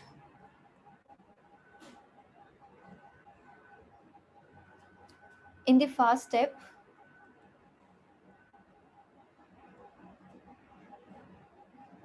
therefore the concentration of nucleophile rate को अफेक्ट करेगी या नहीं करेगी? हम करेगी. करेगी. हम नहीं करेगी, फास्ट स्टेप में नहीं करेगी. हाँ, फास्ट स्टेप में तो नहीं करेगी. The concentration of nucleophile doesn't affect the rate of reaction. I hope सबको केमिकल काइनेटिक्स याद है ये वाली चीज उसकी. Affect the rate of reaction. Kinetics के टर्म्स में एक बार लिख के देख लेते हैं. रेट किसके डायरेक्टली प्रोपोर्शनल होगा? आरएक्स के. क्योंकि वो स्लो स्टेप पे सिर्फ आरएक्स बन रहा है तो न्यूक्लियोफाइल पे नहीं डिपेंड करेगा. ठीक है. अगर मैं स्टेप वाइज बोलना चाहूँ तो कितने स्टेप रिएक्शन है ये? SN1 reaction. How many step reaction is this? 2 step reaction. ठीक है. फर्स्ट स्टेप में कार्बोकेटाइन बनता है, दूसरे स्टेप में न्यूक्लियोफाइल अटैक करता है और fastest step is first step जिसमें कार्बोकेटाइन बनता है. हाँ बोलो. Anyone want to speak? Rate is equal to K R X. K क्या होती है? What is K? Rate constant. Rate constant. Order क्या होगा इस रिएक्शन का? 1. फर्स्ट ऑर्डर है क्योंकि एक ही मॉलिक्यूल की कंसंट्रेशन पे डिपेंड कर रहा है. मॉलिक्यूलैरिटी क्या होगी इसकी? 1. मॉलिक्यूलैरिटी भी 1. मॉलिक्यूलैरिटी भी स्लोएस्ट स्टेप में जितने एटम्स होते हैं उससे देख के निकालते हैं हम. ठीक है. तो मॉलिक्यूलैरिटी भी 1. मॉलिक्यूलैरिटी एक थ्योरेटिकल चीज होती है जो हम देख के बता सकते हैं. ऑर्डर हम देख के नहीं बता सकते. ठीक है. ऑर्डर के लिए हमें काफी एक्सपेरिमेंट्स करने पड़ते हैं तो वो एक्सपेरिमेंटल चीज होती है. ये सब पढ़ी हुई है. ठीक है. मॉलिक्यूलैरिटी इज 1. स्टीरियोकेमिस्ट्री की बात करें इसमें, if we talk about stereochemistry तो रेसिमिक मिक्सचर फॉर्म होता है इसमें.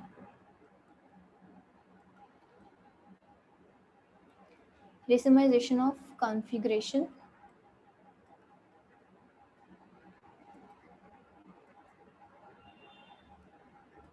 occurs. ठीक है. In SN1 reaction. अब मैं इसका एक एनर्जी प्रोफाइल डायग्राम बनाना चाहती हूँ. लेट्स सी कैसे बना सकते हैं. वाई एक्सिस पे क्या लूंगी? एनर्जी प्रोफाइल डायग्राम में क्या लेते हैं वाई एक्सिस पे? पता है किसी को? पोटेंशियल एनर्जी लेते हैं. Potential energy. और यहाँ पे लेते हैं हम रिएक्शन कोऑर्डिनेट. ठीक है. कोई बता सकता है इस ग्राफ में पीक्स कितनी होंगी? पीक्स की अगर बात करूं, अगर किसी ने ग्राफ पढ़ा है तो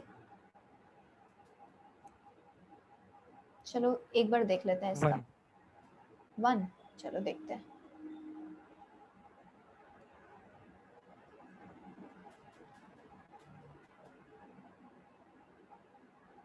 ये ग्राफ कुछ ऐसा होगा.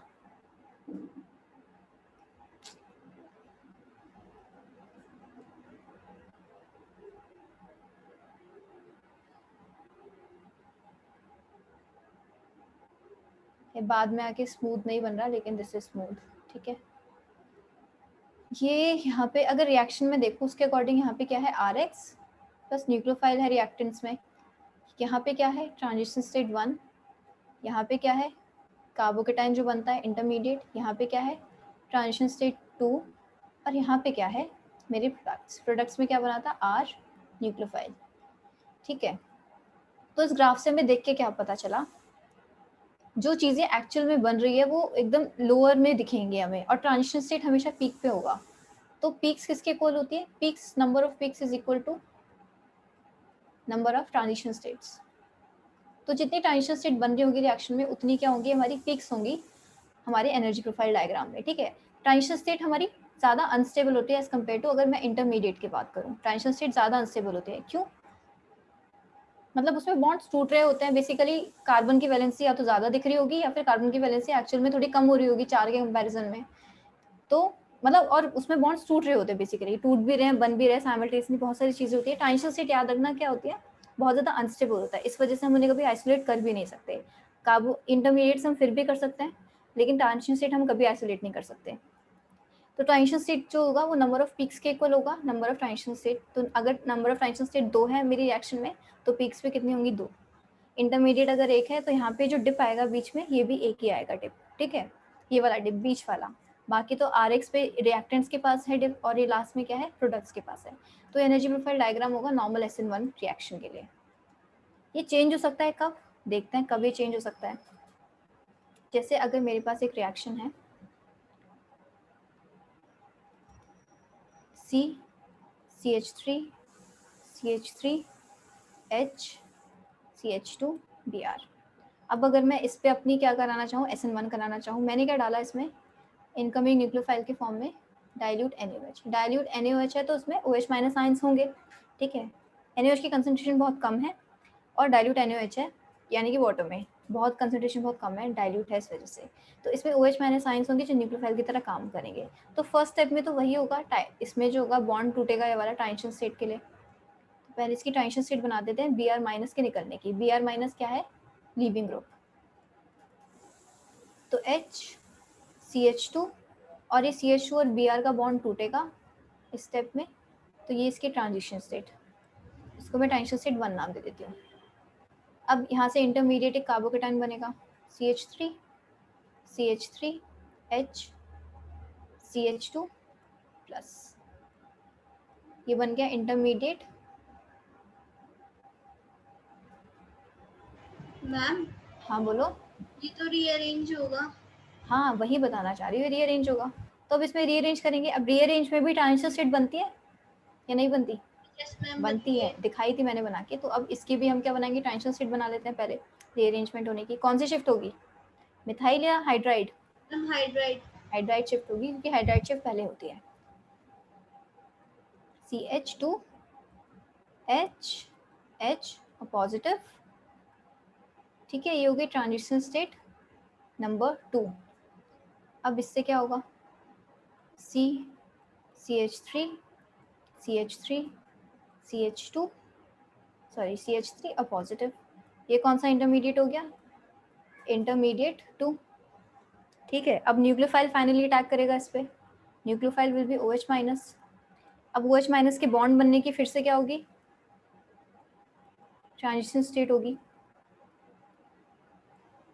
ये भी डॉटेड से दिखाएंगे, डेल नेगेटिव इस पे del positive, transition state number 3। And finally जो हमें प्रोडक्ट मिलेगा that will be CH3 OH। ठीक है, तो कितनी ट्रांजिशन स्टेट हुई टोटल, 3। और इंटरमीडिएट्स कितने हैं, 2। तो पीक्स कितनी होंगी, 3, और डिप कितने होंगे, 2। ठीक है, तो इसका कुछ ग्राफ मैं यहीं पे ऐसे छोटा सा डायग्राम बना के दिखा देती हूँ। कुछ ऐसा हम बना सकते हैं। रिएक्टेंट्स ऊपर दिखाना हमेशा प्रोडक्ट के कंपैरिजन में, प्रोडक्ट आर मोर स्टेबल। ठीक है, तो ये ट्रांजिशन स्टेट 1, ये ट्रांजिशन स्टेट 2, और ये ट्रांजिशन स्टेट 3। ये इस इंटरमीडिएट 1 और ये इंटरमीडिएट 2। यहाँ पे मेरे रिएक्टेंट्स और यहाँ पे मेरे final product. This is potential energy and this is reaction coordinate. ठीक है इतना? Yes ma'am. Yes ma'am. चलो गुड। अब हम वही करते हैं। देखो, रेट ऑफ SN1 किस पे डिपेंड करेगा, rate of SN1 is directly proportional to rate of SN1 of RX is directly proportional to stability of carbocation. Yes, क्योंकि स्लोएस्ट स्टेप में कार्बोकेटाइन बन रहा है। तो कार्बोकेटाइन अगर स्टेबल बनेगा तो रिएक्शन थोड़ी फास्ट होगी, स्टेबल बनेगा तो कंपैरेटिवली फास्ट होगी। अगर हम किसी अनस्टेबल चीज़ को बनाना चाह रहे हैं तो बनना ही नहीं चाहिए अनस्टेबल चीज़, तो वो रिएक्शन बहुत स्लो करवाएगी। तो जितना ज़्यादा अब मैं दो कार्बोकेटाइंस के बीच में कंपेयर करूंगी तो जो ज़्यादा स्टेबल कार्बोकेटाइन होगा वो ज़्यादा फास्ट रिएक्शन देगा। ठीक है, तो example CH3 whole thrice plus. और जब हम ऐसे ऑर्डर देखते हैं, मान लो ऐसा क्वेश्चन भी है, तो रीअरेंजमेंट के बाद की पॉसिबिलिटी मत देखना, स्टार्टिंग में ही बस कार्बोकेटाइंस को कंपेयर करके आंसर बताना, ये मत देखना कि ये तो रीअरेंजमेंट के बाद स्टेबल हो सकता है। ठीक है, CH3 2 CH plus CH3 CH2 positive CH3 positive, तो स्टेबिलिटी ऑर्डर यही होगा। और अगर मैं बात करूँ मिथाइल केटाइन की, तो ये तो देता ही नहीं है, नो SN1। मिथाइल कार्बोकेटाइन बनना इज वेरी डिफिकल्ट, मतलब बनेगा ही नहीं, ये देता ही नहीं है। अगर इसे रिएक्शन देनी होगी तो SN2 देगा ये, वो हम बाद में देखेंगे, SN1 ही देगा ही नहीं। ठीक है, तो कुछ क्वेश्चन देख लेते हैं हम एल्काइल, ये तो वैसे में हाँ ठीक है, कुछ क्वेश्चंस देते हैं, उसमें ऑर्डर बता देना। 1, तो first is very simple,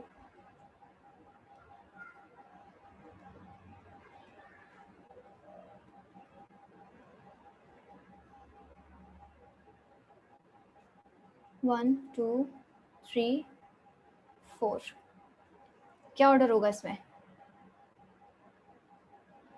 2 3 1 4 ma'am 2 3 1 4 2 3 1 and 4 पे सबसे लास्ट में क्यों होगी? क्योंकि ये क्या है, bridge head carbon, this is bridge head carbon, और इस पे कार्बोकेटाइन नहीं बनता क्योंकि एक कार्बन sp2 नहीं हो सकता। ठीक है, हमने डिस्कस किया था, ब्रेड्स रूल बोलते हैं इसको।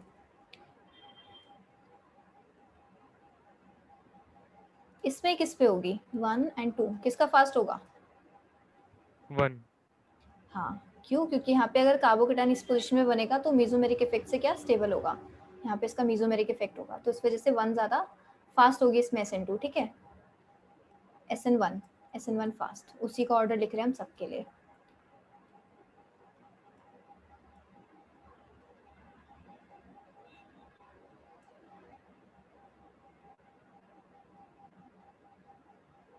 इसमें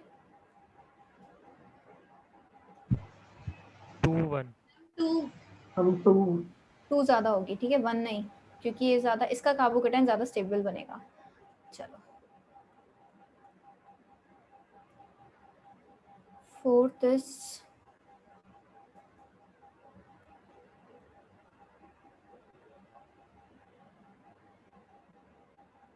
इसमें बताओ, सेकंड सेकंड कर भी कराया था ना क्वेश्चन।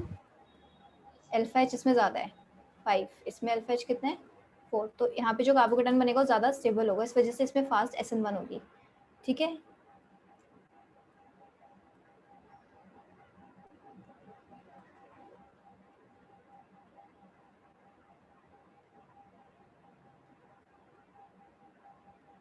इसमें हम सेकंड सेकंड यस, क्योंकि यहाँ पे वो CPM कार्बोकेटाइन जो पड़ा था वो बनेगा यहाँ पे, इस वजह से ज़्यादा स्टेबल होगा।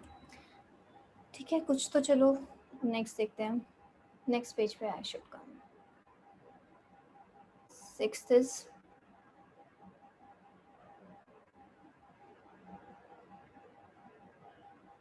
X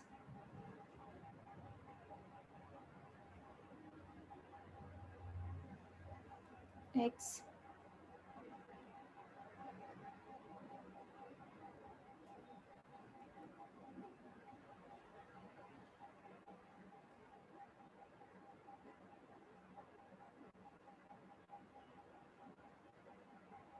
इसमें बताओ,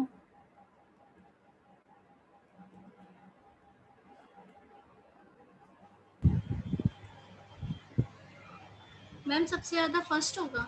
हाँ सबसे ज़्यादा फर्स्ट होगा क्योंकि यहाँ पे 3 डिग्री कार्बोकेटाइन बनेगा। फिर मैम थर्ड। हाँ, फिर थर्ड नहीं, हम थर्ड तो ब्रिज हेड है। हाँ थर्ड नहीं होगा। मैम फिर सेकंड होगा फिर तो। हाँ सेकंड, फिर हम second fourth and third. Fourth and third. Third क्यों नहीं होगा? मंतशा तुमने आंसर बोला है थर्ड, ये वही ब्रिज हेड कार्बन है यहाँ पे भी, इस वजह से लास्ट होगा। ठीक है, ब्रिज हेड कार्बन का ध्यान रखना, उसे 3 डिग्री देख के मार्क मत कर देना। Okay ma'am. चलो 7th इज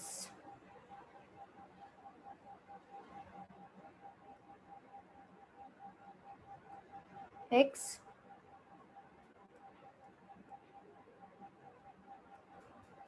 X इसमें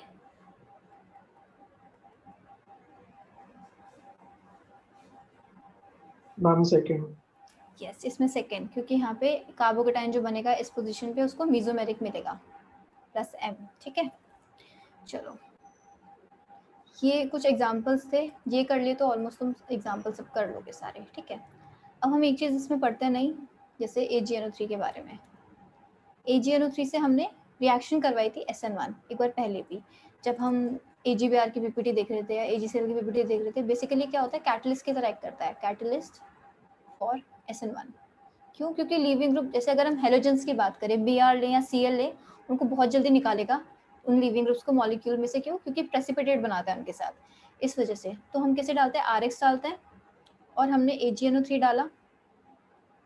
तो AgNO3 कैसे होगा, Ag प्लस और NO3 माइनस वाले आयंस के में टूटा हुआ होगा। ठीक है, तो ये R प्लस बना देगा, प्लस क्या बनाएगा AgX, और AgX प्रेसिपिटेट आउट कर जाता है। तो इस वजह से कार्बोकेटाइन बहुत जल्दी बनाता है, इस वजह से क्या कैटलिस्ट की तरह यूज होता है AgNO3 में। ठीक है, ये बेसिकली एक्वस AgNO3 होता है, तभी ये आयंस में टूटा हुआ है क्योंकि हमने इसे वाटर में डिसॉल्व किया हुआ है। तो अगर मैं CH3 CH3 CH3 Br की बात करूं, तो मैंने इसमें एक्वस AgNO3 डाला है, तो मुझे क्या, और इसके बाद क्या मिल रहा था, क्योंकि वाटर था, तो फाइनल प्रोडक्ट जो मुझे मिलता है कार्बोकेटाइन के बाद वो OH आके लग जाता है वाटर में से।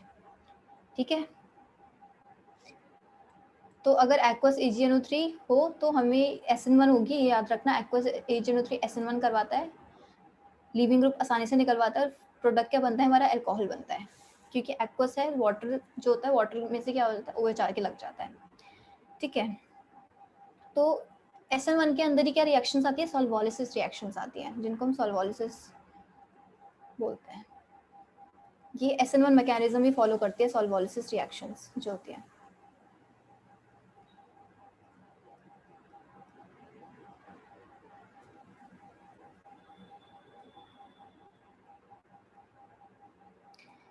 ठीक है, तो इसमें क्या होता है, द SN1 रिएक्शन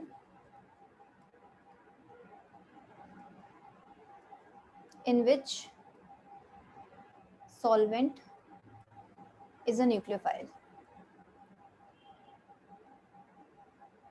अब अगर देखोगे जो अभी हमने पीछे क्वेश्चन किया AgNO3 एक्वस AgNO3 वाला, ठीक है, यानी कि AgNO3 किस में डिसॉल्व्ड है, वाटर में। सॉल्वेंट क्या है, H2। H2O है सॉल्वेंट हमारा, और H2O से ही OH माइनस निकल के यहाँ पे लग रहा है। तो यहाँ पे भी क्या है, एक तरीके से सॉल्वोलिसिस रिएक्शन ही है। H2O ने क्या, एक न्यूक्लियोफाइल की तरह एक्ट किया है यहाँ पे। ठीक है, तो the SN1 reaction which solvent is a nucleophile. तो काफी तरीके की होती है। अगर सॉल्वेंट मेरा H2O है तो मैं उसको क्या बोलूंगी, हाइड्रोलिसिस। अगर सॉल्वेंट H2O है तो उसे हाइड्रोलिसिस रिएक्शन बोलूंगी। ROH है तो उसको क्या बोलूंगी, अल्कोहलिसिस। और एक और होता है, अगर मैंने क्या बोला, एसिटिक एसिड डाला, एसिटिक एसिड अगर मेरा सॉल्वेंट है तो उसको क्या बोलूंगी, एसिडोलिसिस। ठीक है, तो सॉल्वेंट के ऊपर हम ये सॉल्वोलिसिस के नाम अलग अलग दे सकते हैं। तो अगर H2 होता है, एक ऐसी नोट टाइप लिख लो, इन केस ऑफ H2O। अब क्योंकि जो हमारे ऑर्गेनिक कंपाउंड्स हैं वो कैसे होते हैं, मोस्टली नॉन पोलर होते हैं, और हमारा वाटर क्या है, काफ़ी अच्छा पोलर सॉल्वेंट है एज कम्पेयर टू अल्कोहल। और वाटर में कंपेयर करें तो हमारा वाटर अच्छा पोलर सॉल्वेंट होता है। तो काफ़ी बार वो वाटर में डिजोल्व नहीं होते, तो काफ़ी बार हम क्या करते हैं, उन्हें डिजोल्व करने के लिए उन्हें पहले अल्कोहल में डिजोल्व करेंगे, ROH डालेंगे, अल्कोहल में डिजोल्व करके फिर उन्हें वाटर में डालेंगे। ठीक है, तो काफ़ी बार हमें अल्कोहल डालना पड़ जाता है उन्हें क्या करने के लिए, डिजोल्व करने के लिए। In case of H2O, little amount of alcohol और एसीटोन। एसीटोन भी हम यूज़ कर सकते हैं इसकी जगह। Acetone must be added to dissolve Rx. तो अगर कहीं लिखा हुआ दिख जाए तो कंफ्यूज मत होना। तो अब एक चीज़ हम लिखते हैं ज़रा, चलो पीछे ही चलते हैं। CH3 CH3 CH3 Br, यहाँ से क्या Br माइनस निकलेगा, माइनस Br माइनस मेरा बनेगा कार्बोकेटायन यहाँ पे CH3।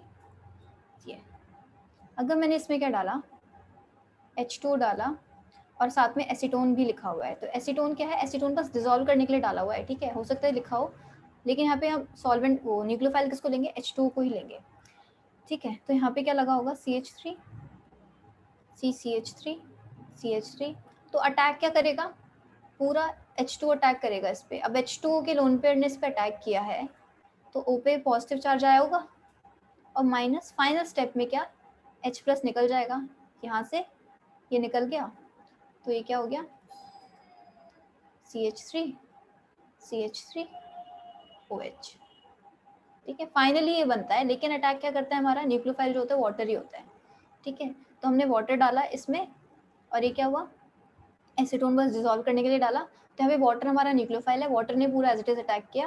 अब क्योंकि पॉजिटिवली चार्ज मॉलिक्यूल बनाए तो इसमें से हमने H प्लस निकाल लिया। प्रोटोनेशन डीप्रोटोनेशन हम कर सकते हैं कहीं भी इजीली। फिर हमारा फाइनल हमें क्या मिल गया, अल्कोहल मिल गया। मान लो मैं क्या डालती हूँ यहाँ पे ROH में ही मैंने पूरा अपना सॉल्वेंट बनाया है, ठीक है। CH3 CH3 CH3, यहाँ पे क्या होगा, ऐसा कुछ बनेगा, एक O पे R और यहाँ पे H, यहाँ पे भी हम माइनस H प्लस निकाल देंगे, तो यहाँ पे मेरा फाइनल प्रोडक्ट क्या बनेगा, CH3 CH3 OR।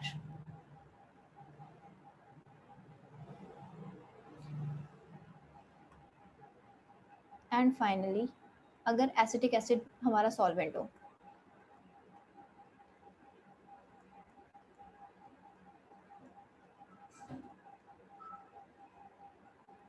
OH plus C double bond O CH3 और same minus H plus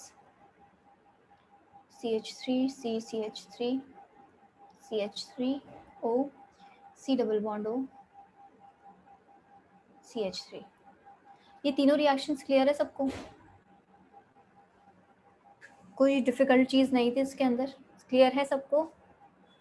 yes ये मैम। कैसे निकला होगा, यहाँ पे मान लो AgBr डाल दिया हो, पर AgBr किसके, उस केस में डाल सकते हैं हम AgBr जब H2 यूज किया हो, जरूरी नहीं कि अल्कोहल इन सब के साथ हम डालें। तो डायरेक्टली बस लीविंग ग्रुप निकाला है, किसी भी पाथ से निकाला हो, कार्बोकेटायन बन गया है, फिर हमने वाली जो न्यूक्लियोफाइल का अटैक करवाया है, ठीक है। कुछ एग्जाम्पल्स देखते हैं।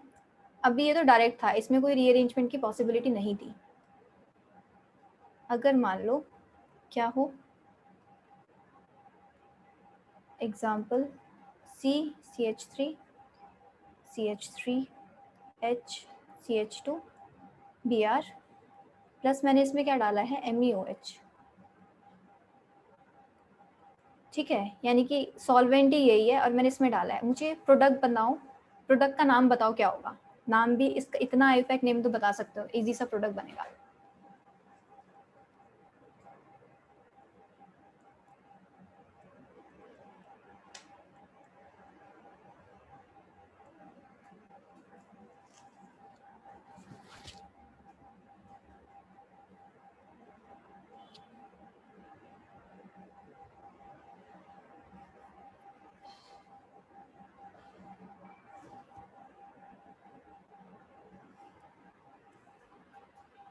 जल्दी करो जल्दी।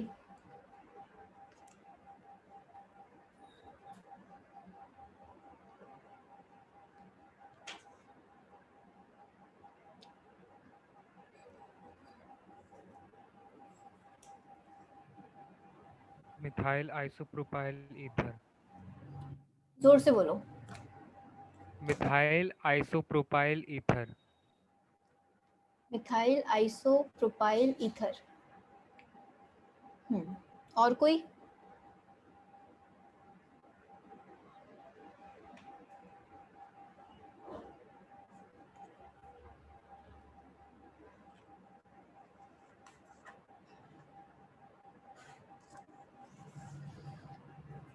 मेरे अकॉर्डिंग प्रोडक्ट आना चाहिए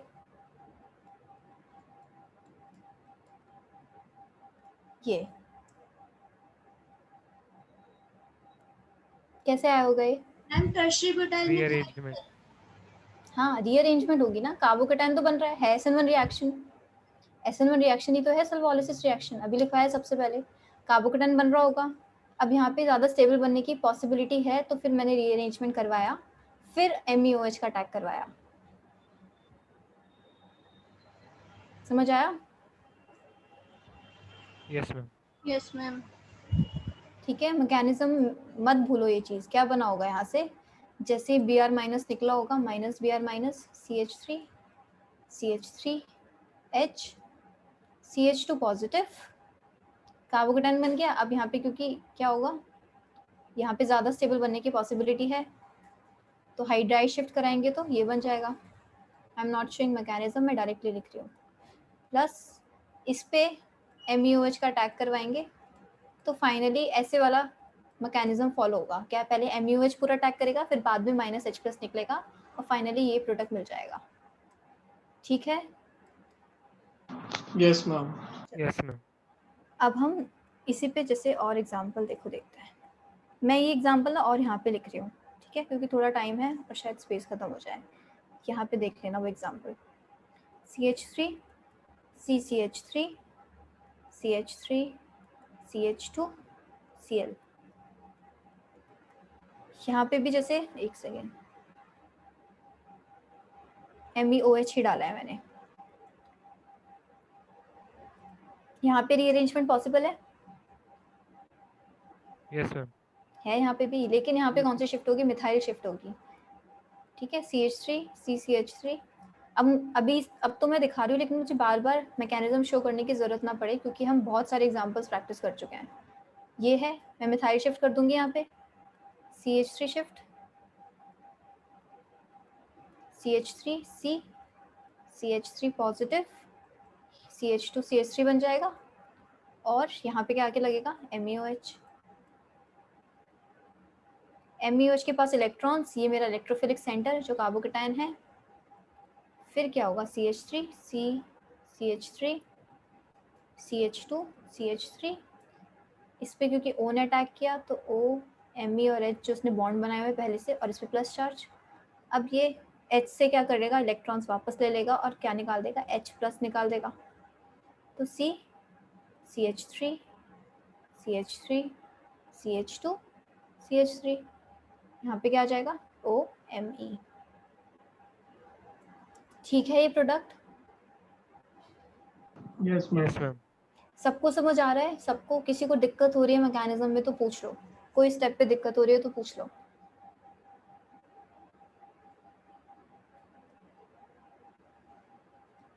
आगे फिर कॉम्प्लिकेटेड चीजें आएंगी तो और दिक्कत ना हो।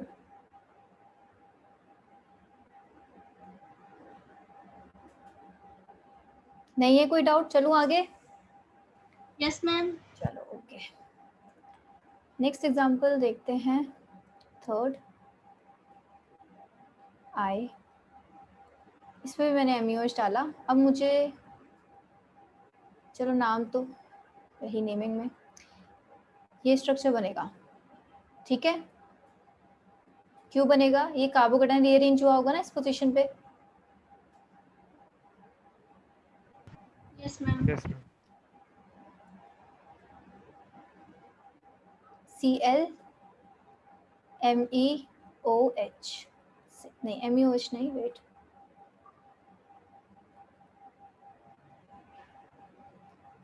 एक्वस AgNO3 डालते हैं। क्या बनेगा इसमें? देखो मैं प्रोडक्ट्स बना रही हूँ, किसी को कोई डाउट हो कि ये प्रोडक्ट कैसे आया है तो मुझे रोक के पूछ लेना, ठीक है। OMe, यहाँ पे OH लग जाएगा, क्योंकि एक्वस AgNO3 में जो हमारा न्यूक्लियोफाइल था वो वाटर से आ रहा था और फाइनली OH बन रहा था।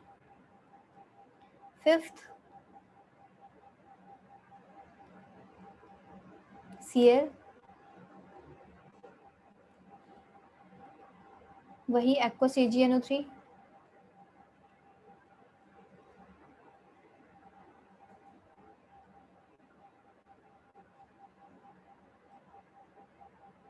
यहाँ पे आ जाएगा OH, ठीक है, product. Yes, Yes, ma'am. ma'am.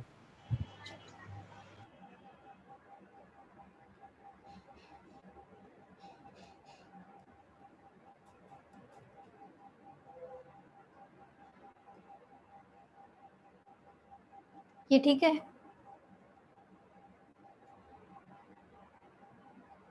Yes, ma'am. सबके अकॉर्डिंग ठीक है ये? मैम रिंग एक्सपेंशन होगा इस केस में। हाँ, इसमें रिंग एक्सपेंशन होगा, ठीक है।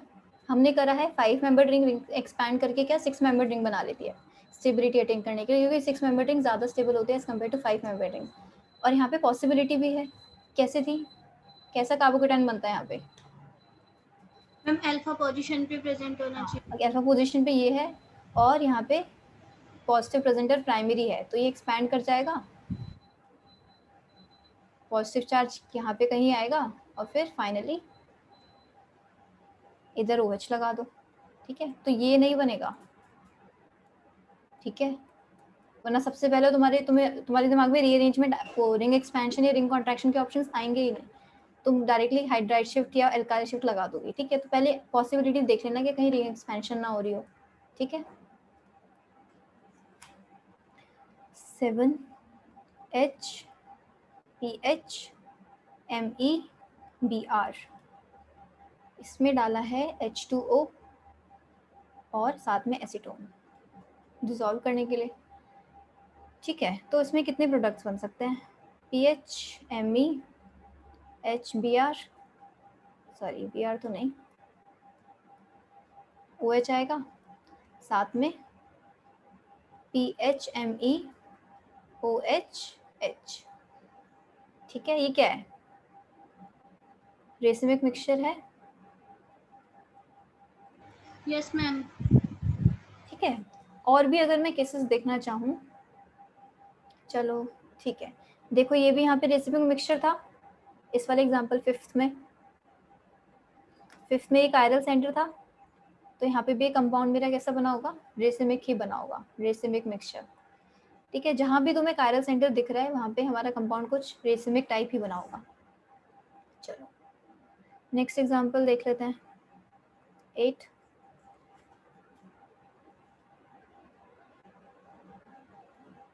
PHHCl MEHPH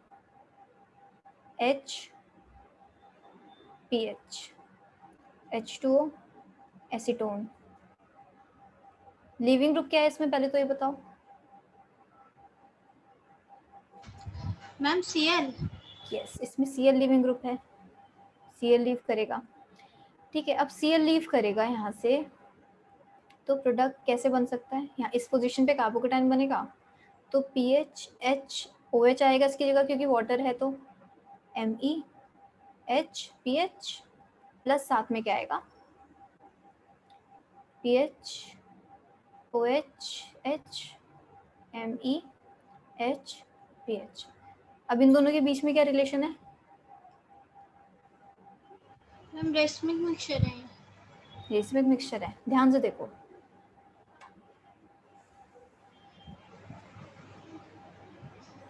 मैम ये डायस्टीरियोमर्स वाला तो नहीं है?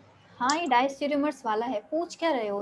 लॉजिक लगा के देखो ना मुझसे, वहां पे थोड़ी पूछोगे मुझसे एग्जाम में, ठीक है। लॉजिक लगा के देखो, ये भी कायरल सेंटर है, ये भी कायरल सेंटर है, तो ये वाला तो चेंज हो रहा है, सिर्फ ये वाला चेंज हो रहा है, लेकिन ये वाला चेंज नहीं हो रहा। तो एक चेंज हो रहा है, एक नहीं चेंज हो रहा, तो क्या बनाएंगे? डायस्टेरियोमेरिक मिक्सचर, ठीक है। भूल मत जाना इस लॉजिक को। Yes ma'am. कार्बोकेटाइन में तो कहीं भी देखने को मिल सकता है। चलो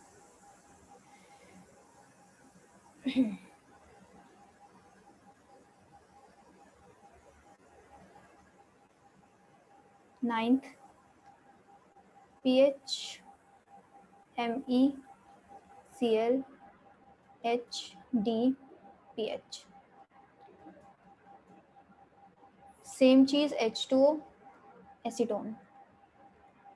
अच्छा, इसमें जो कार्बोकेटाइन यहाँ बनेगा उसकी रीअरेंज होने की पॉसिबिलिटी है?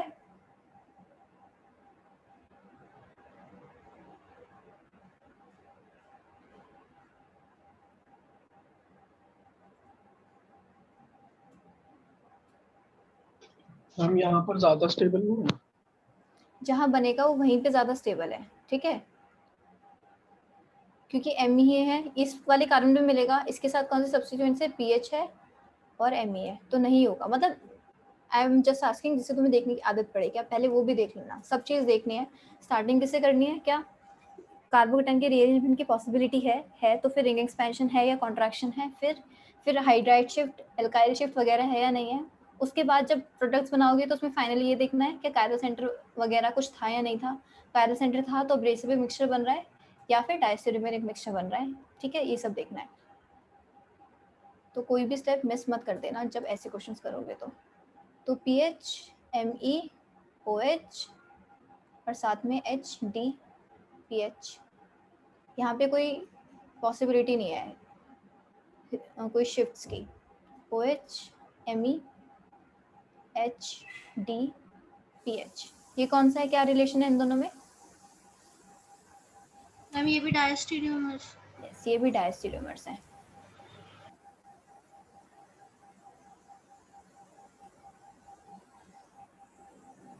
चलो नेक्स्ट देखते हैं। चलो ये तो हम कर चुके हैं ऑलमोस्ट, ठीक है। अब इसमें ना कुछ चीज़ें लिख लो, 2-3, या एक बार इसे कर लो क्योंकि दूसरा लिविंग ग्रुप है। 10th CH3, CCH3, CH2, I, H, MEOH, ठीक है। हाँ, मुझे एक चीज़ बतानी है। अब इसमें जैसे प्रोडक्ट्स, अगर जो तुम पहले, मैंने सबसे पहले भी एग्जांपल दिया था, ठीक है, तो तुम लोग क्या बता रहे थे, अब बस क्या है, लीविंग ग्रुप यहाँ पे ब्रोमीन की जगह क्या है, आयोडीन है, उससे कुछ फर्क नहीं पड़ता है, यहाँ पे I- निकल जाएगा। CH3, CH2, पहले स्टार्टिंग में तुम लोग ये प्रोडक्ट बता रहे थे, किसी ने बताया था, और एक प्रोडक्ट बता रहे थे ये। तो एक बार स्टार्टिंग में जब मैं इंटरमीडिएट्स की बात बता रही थी तो मैं कुछ बोल रही थी कि इंटरमीडिएट की स्टेबिलिटी कंपेयर करते हैं कुछ मेजर या माइनर प्रोडक्ट के लिए। आई डोंट नो, मैंने कुछ बताया था और किसी ने मुझसे इससे रिलेटेड कुछ क्वेश्चन पूछा था, ठीक है। तो अब देखो SN1 में एक्चुअली क्या होता है, मिक्सचर ऑफ प्रोडक्ट्स ही बनते हैं, ठीक है, क्योंकि कार्बोकेटाइन बनता है, कार्बोकेटाइन रीअरेंज करेगा। अब जरूरी नहीं है कि जितना कार्बोकेटाइन बना है सारा रीअरेंज कर जाए, ठीक है, लेकिन अमाउंट हो सकती है कि अमाउंट किसकी ज़्यादा होगी, जो ज़्यादा स्टेबल है उसकी ज़्यादा होगी एज कम्पेयर टू जो लेस स्टेबल है। तो ये जिस कार्बोकेटाइन से बन रहा होगा वो ज़्यादा स्टेबल कार्बोकेटाइन से होगा, तो उसकी अमाउंट ज़्यादा बनी होगी। तो इस ये जो प्रोडक्ट बनेगा, ये प्रोडक्ट भी क्या होगा, मेजर अमाउंट में बनेगा, और ये प्रोडक्ट भी बनेगा, SN1 रिएक्शन ये प्रोडक्ट भी देगी, लेकिन ये क्या होगा, माइनर अमाउंट में होगा, ठीक है। लेकिन जनरली अभी तक मैंने जो तुमसे पूछे थे प्रोडक्ट, मैंने तुमसे मेजर प्रोडक्ट ही पूछा था, मैंने ऑल्दो तुम्हें कुछ बताया नहीं था, लेकिन मैं वही पूछ रही थी। क्वेश्चन में भी तुमसे ऐसे ही पूछेंगे कि मेजर प्रोडक्ट बताओ, इसमें हो सकता है कभी कभार माइनर भी पूछ ले कि माइनर भी बताओ क्या है, तो यहाँ पे मेजर ये था। ऐसे ही हम सब में माइनर बता सकते हैं जहाँ पे भी हमने रीअरेंजमेंट करी है, जहाँ पे भी बेसिकली कार्बन ने अपने कार्बोकेटाइन की प्लेस चेंज करी है रीअरेंजमेंट से या रिंग एक्सपेंशन से, उसमें हम बता सकते हैं। और जितने तरीके की रीअरेंजमेंट्स पॉसिबल है उतने तरीके के बहुत सारे प्रोडक्ट्स बन सकते हैं SN1 में। तो SN1 रिएक्शन अगर प्रैक्टिकली देखें तो बहुत अच्छी नहीं यूज़, लोग ज़्यादा नहीं यूज़ करना चाहते क्योंकि इसमें मिक्सचर ऑफ प्रोडक्ट्स बनते हैं, ठीक है। तो जैसे ये वाली हमने रिएक्शन करी थी, इसमें भी क्या है, ये कौन सा प्रोडक्ट था, ये मेजर प्रोडक्ट था। सिमिलरली इसका मैं माइनर प्रोडक्ट बनाऊंगी तो वही था CH3, CCH3, CH2, OM यहाँ पे लगेगा और CH3 यहीं पे, तो ये था माइनर प्रोडक्ट इसका, ठीक है। और कहाँ पे रीअरेंजमेंट पॉसिबल हुई है, यहाँ पे हमने कर लिया है, यहाँ पे रीअरेंजमेंट हुई थी, तो इसमें भी एक बार OM ही हो सकता है, कहाँ पे आए, यहाँ पे, लेकिन ये प्रोडक्ट कैसा होगा, माइनर, मेरा मेजर यही है। तो ये चीज़ पता है कि हमें मेजर और माइनर कैसे बताना है, जो ज़्यादा स्टेबल कार्बोकेटाइन से बन रहा होगा मेजर प्रोडक्ट बनेगा, जो लेस स्टेबल कार्बोकेटाइन से बन रहा होगा माइनर प्रोडक्ट बनेगा। माइनर यानी कि कम अमाउंट में बन रहा है, मेजर यानी कि ज़्यादा अमाउंट में बन रहा है, ठीक है। Yes ma'am. चलो अब इसमें कुछ पॉइंट्स लिख लेते हैं लास्ट में हम।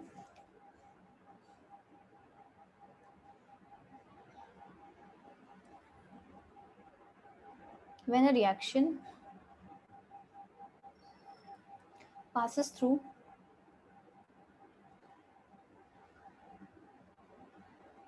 A sequence of intermediates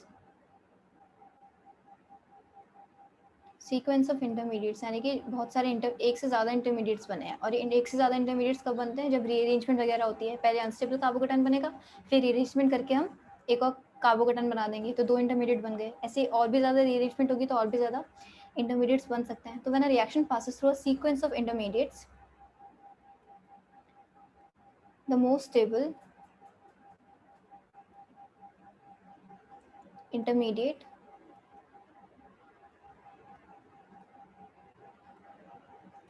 is the major product.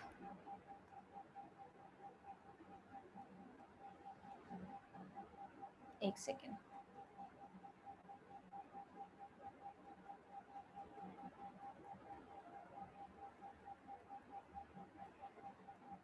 the product formed from the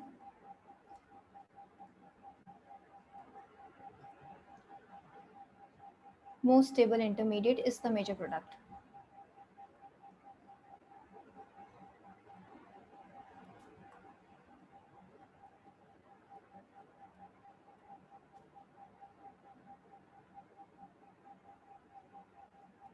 चलो अब इसमें एक और पॉइंट लिखो, when a reaction passes through a single intermediate,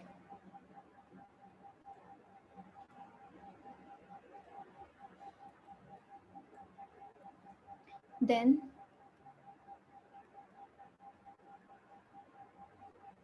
the most stable product is major.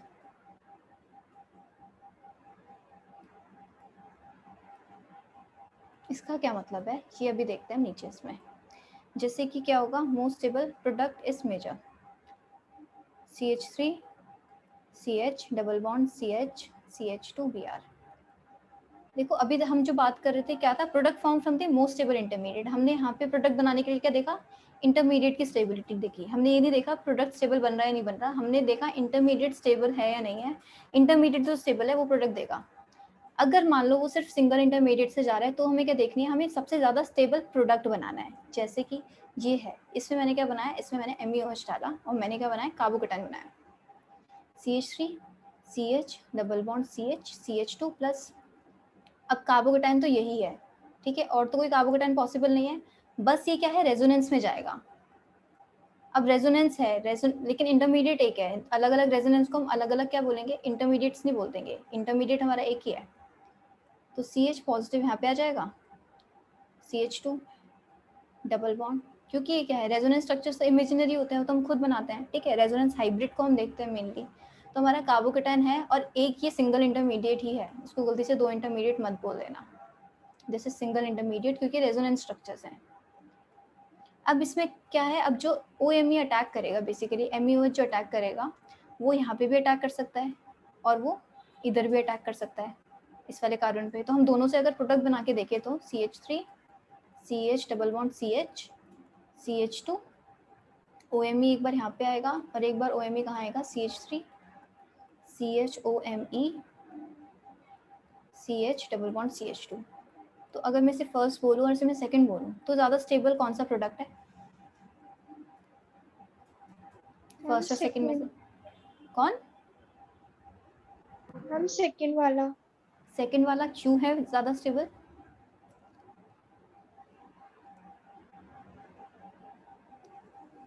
हम अल्फा हाइड्रोजन ज्यादा है। नहीं, अल्फा हाइड्रोजन तो मुझे सेकंड में कम दिख रहे हैं उल्टा। अल्फा हाइड्रोजन इस एल्कीन के लिए देखने हैं, इस एल्कीन के एडजेसेंट में कार्बन ये है, कितने अल्फा हाइड्रोजन है? मामी 2 डिग्री है। 2 डिग्री क्या, OMe 2 डिग्री? हमने कार्बोकेटायन जो फॉर्म हो रहा है वो 2 डिग्री हो रहा है। अरे मैं वही तो बोल, देखो कार्बोकेटायन ये पूरा एक ही है, ये पूरा एक इंटरमीडिएट है। ये क्या है, ये तो रेजोनेंस स्ट्रक्चर्स है ना, रेजोनेंस स्ट्रक्चर्स क्या कभी रियल होते हैं? तो हमने इमेजिनरी खुद बनाया है। इसका इस कार्बोकेटायन का एक्चुअल स्ट्रक्चर तो कुछ और होगा, वो कैसा होगा, CH3 CH CH CH2 ऐसा होगा और डेल प्लस। एक्चुअल में रियल स्ट्रक्चर तो ये है, ये इसको हम बोलते हैं ना रियल हाइब्रिड। रेजोनेंस स्ट्रक्चर्स तो इमेजिनरी होते हैं, तो एक ये इंटरमीडिएट बन रहा है एक्चुअली में, और ये एक ही इंटरमीडिएट है। तो जो इंटरमीडिएट की हम बात कर रहे हैं वो ये वाला इंटरमीडिएट है, और इसका स्ट्रक्चर बस एक ही है, तो एक ही इंटरमीडिएट बन रहा है। इसमें से बताना है अब हमें प्रोडक्ट की स्टेबिलिटी देखनी है। तो अब इंटरमीडिएट तो एक ही बना है, तो अब जो प्रोडक्ट बन रहा है हमें वो देखना है क्या उससे हम मोस्ट स्टेबल प्रोडक्ट कैसे बनाएं। तो एक तो हमें 1 मिल सकता है और एक मुझे 2 मिल सकता है। अब मुझे पता चलना चाहिए ना इन दोनों में से स्टेबल कौन है, तो मैं इन दोनों की स्टेबिलिटी पूछ रही हूँ, क्या 1 में और 2 में ज़्यादा स्टेबल है कौन।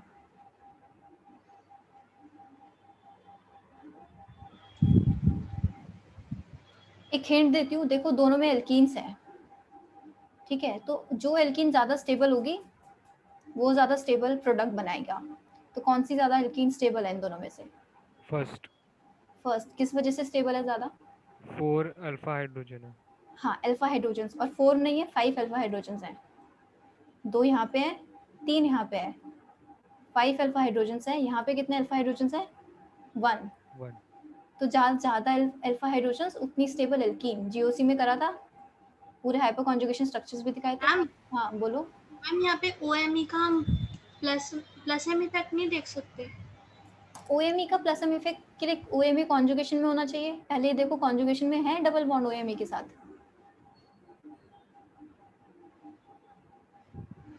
लग रही है? No ma'am, no. ये तो लोन पेयर्स हैं, ये सिग्मा है, और उसके बाद फिर से सिग्मा बॉन्ड्स है सारे। होना क्या चाहिए? Lone pair sigma pi bond, लेकिन लोन पेयर सिग्मा फिर से सिग्मा।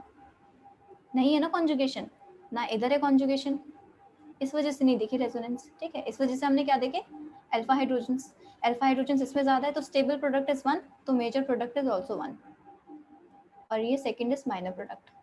ठीक है, तो अगर एक से ज्यादा इंटरमीडिएट फॉर्म होंगे तो हमें देखनी है इंटरमीडिएट की स्टेबिलिटी प्रोडक्ट बनाने के लिए, मेजर प्रोडक्ट बनाने के लिए।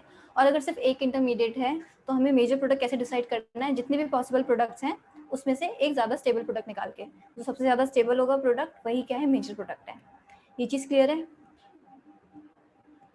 Yes ma'am. Yes ma'am. एक बार देख लेना, बाकी नहीं हो तो नेक्स्ट क्लास में बोल देना, मैं फिर से एक बार रिपीट कर दूंगी स्टार्टिंग में ही। ठीक है, उसके बाद ही आगे चलेंगे। तो आगे नेक्स्ट क्लास में हम शुरू करेंगे फैक्टर्स अफेक्टिंग SN1 रिएक्शन। तो अभी चलेगी SN1 रिएक्शन। ठीक है, आगे चलो, you can leave this class. Thank you guys.